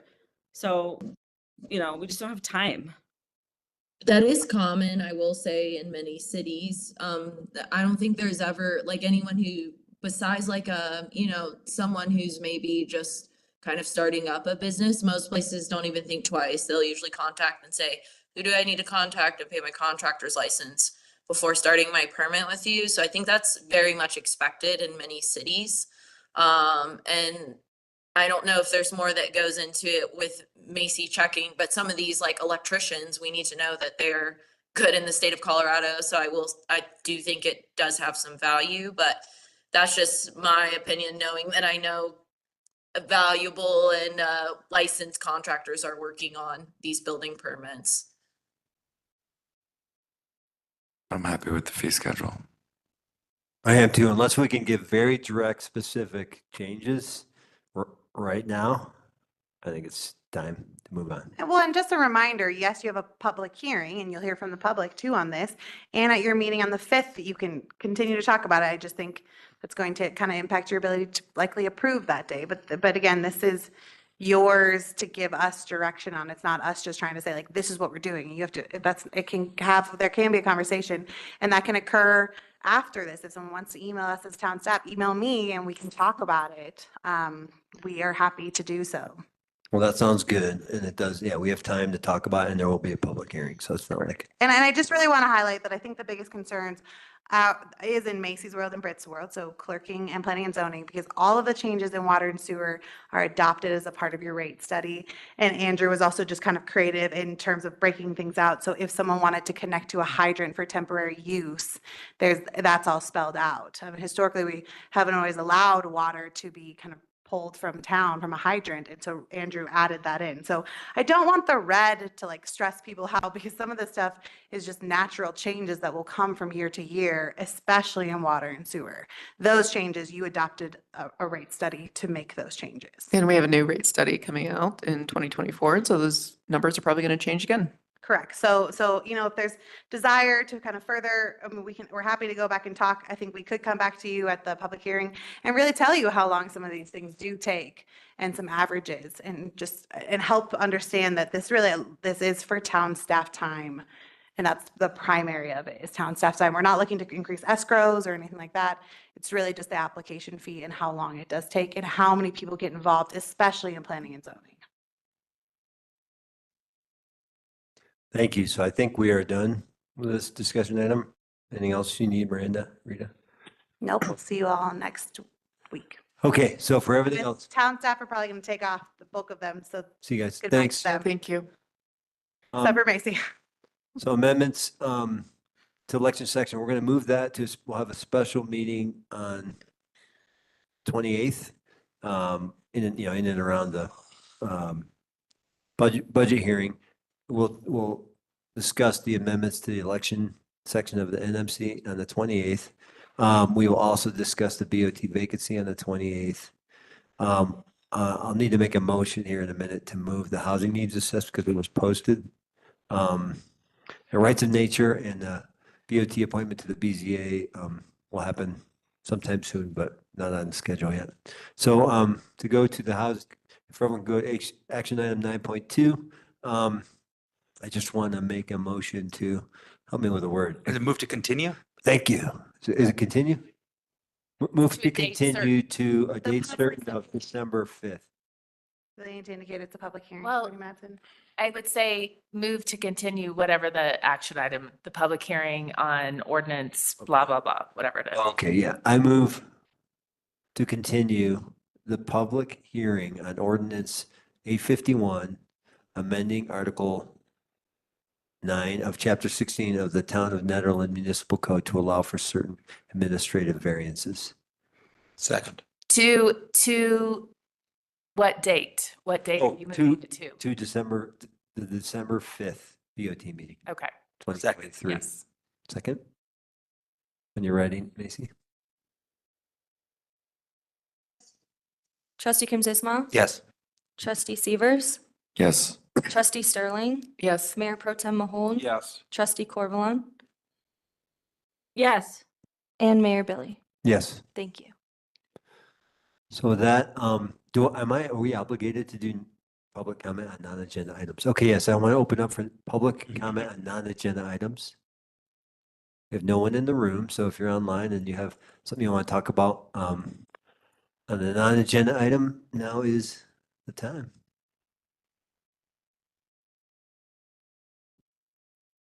And if not seeing anyone raise their hands, we'll go ahead and just call for, is there any other business?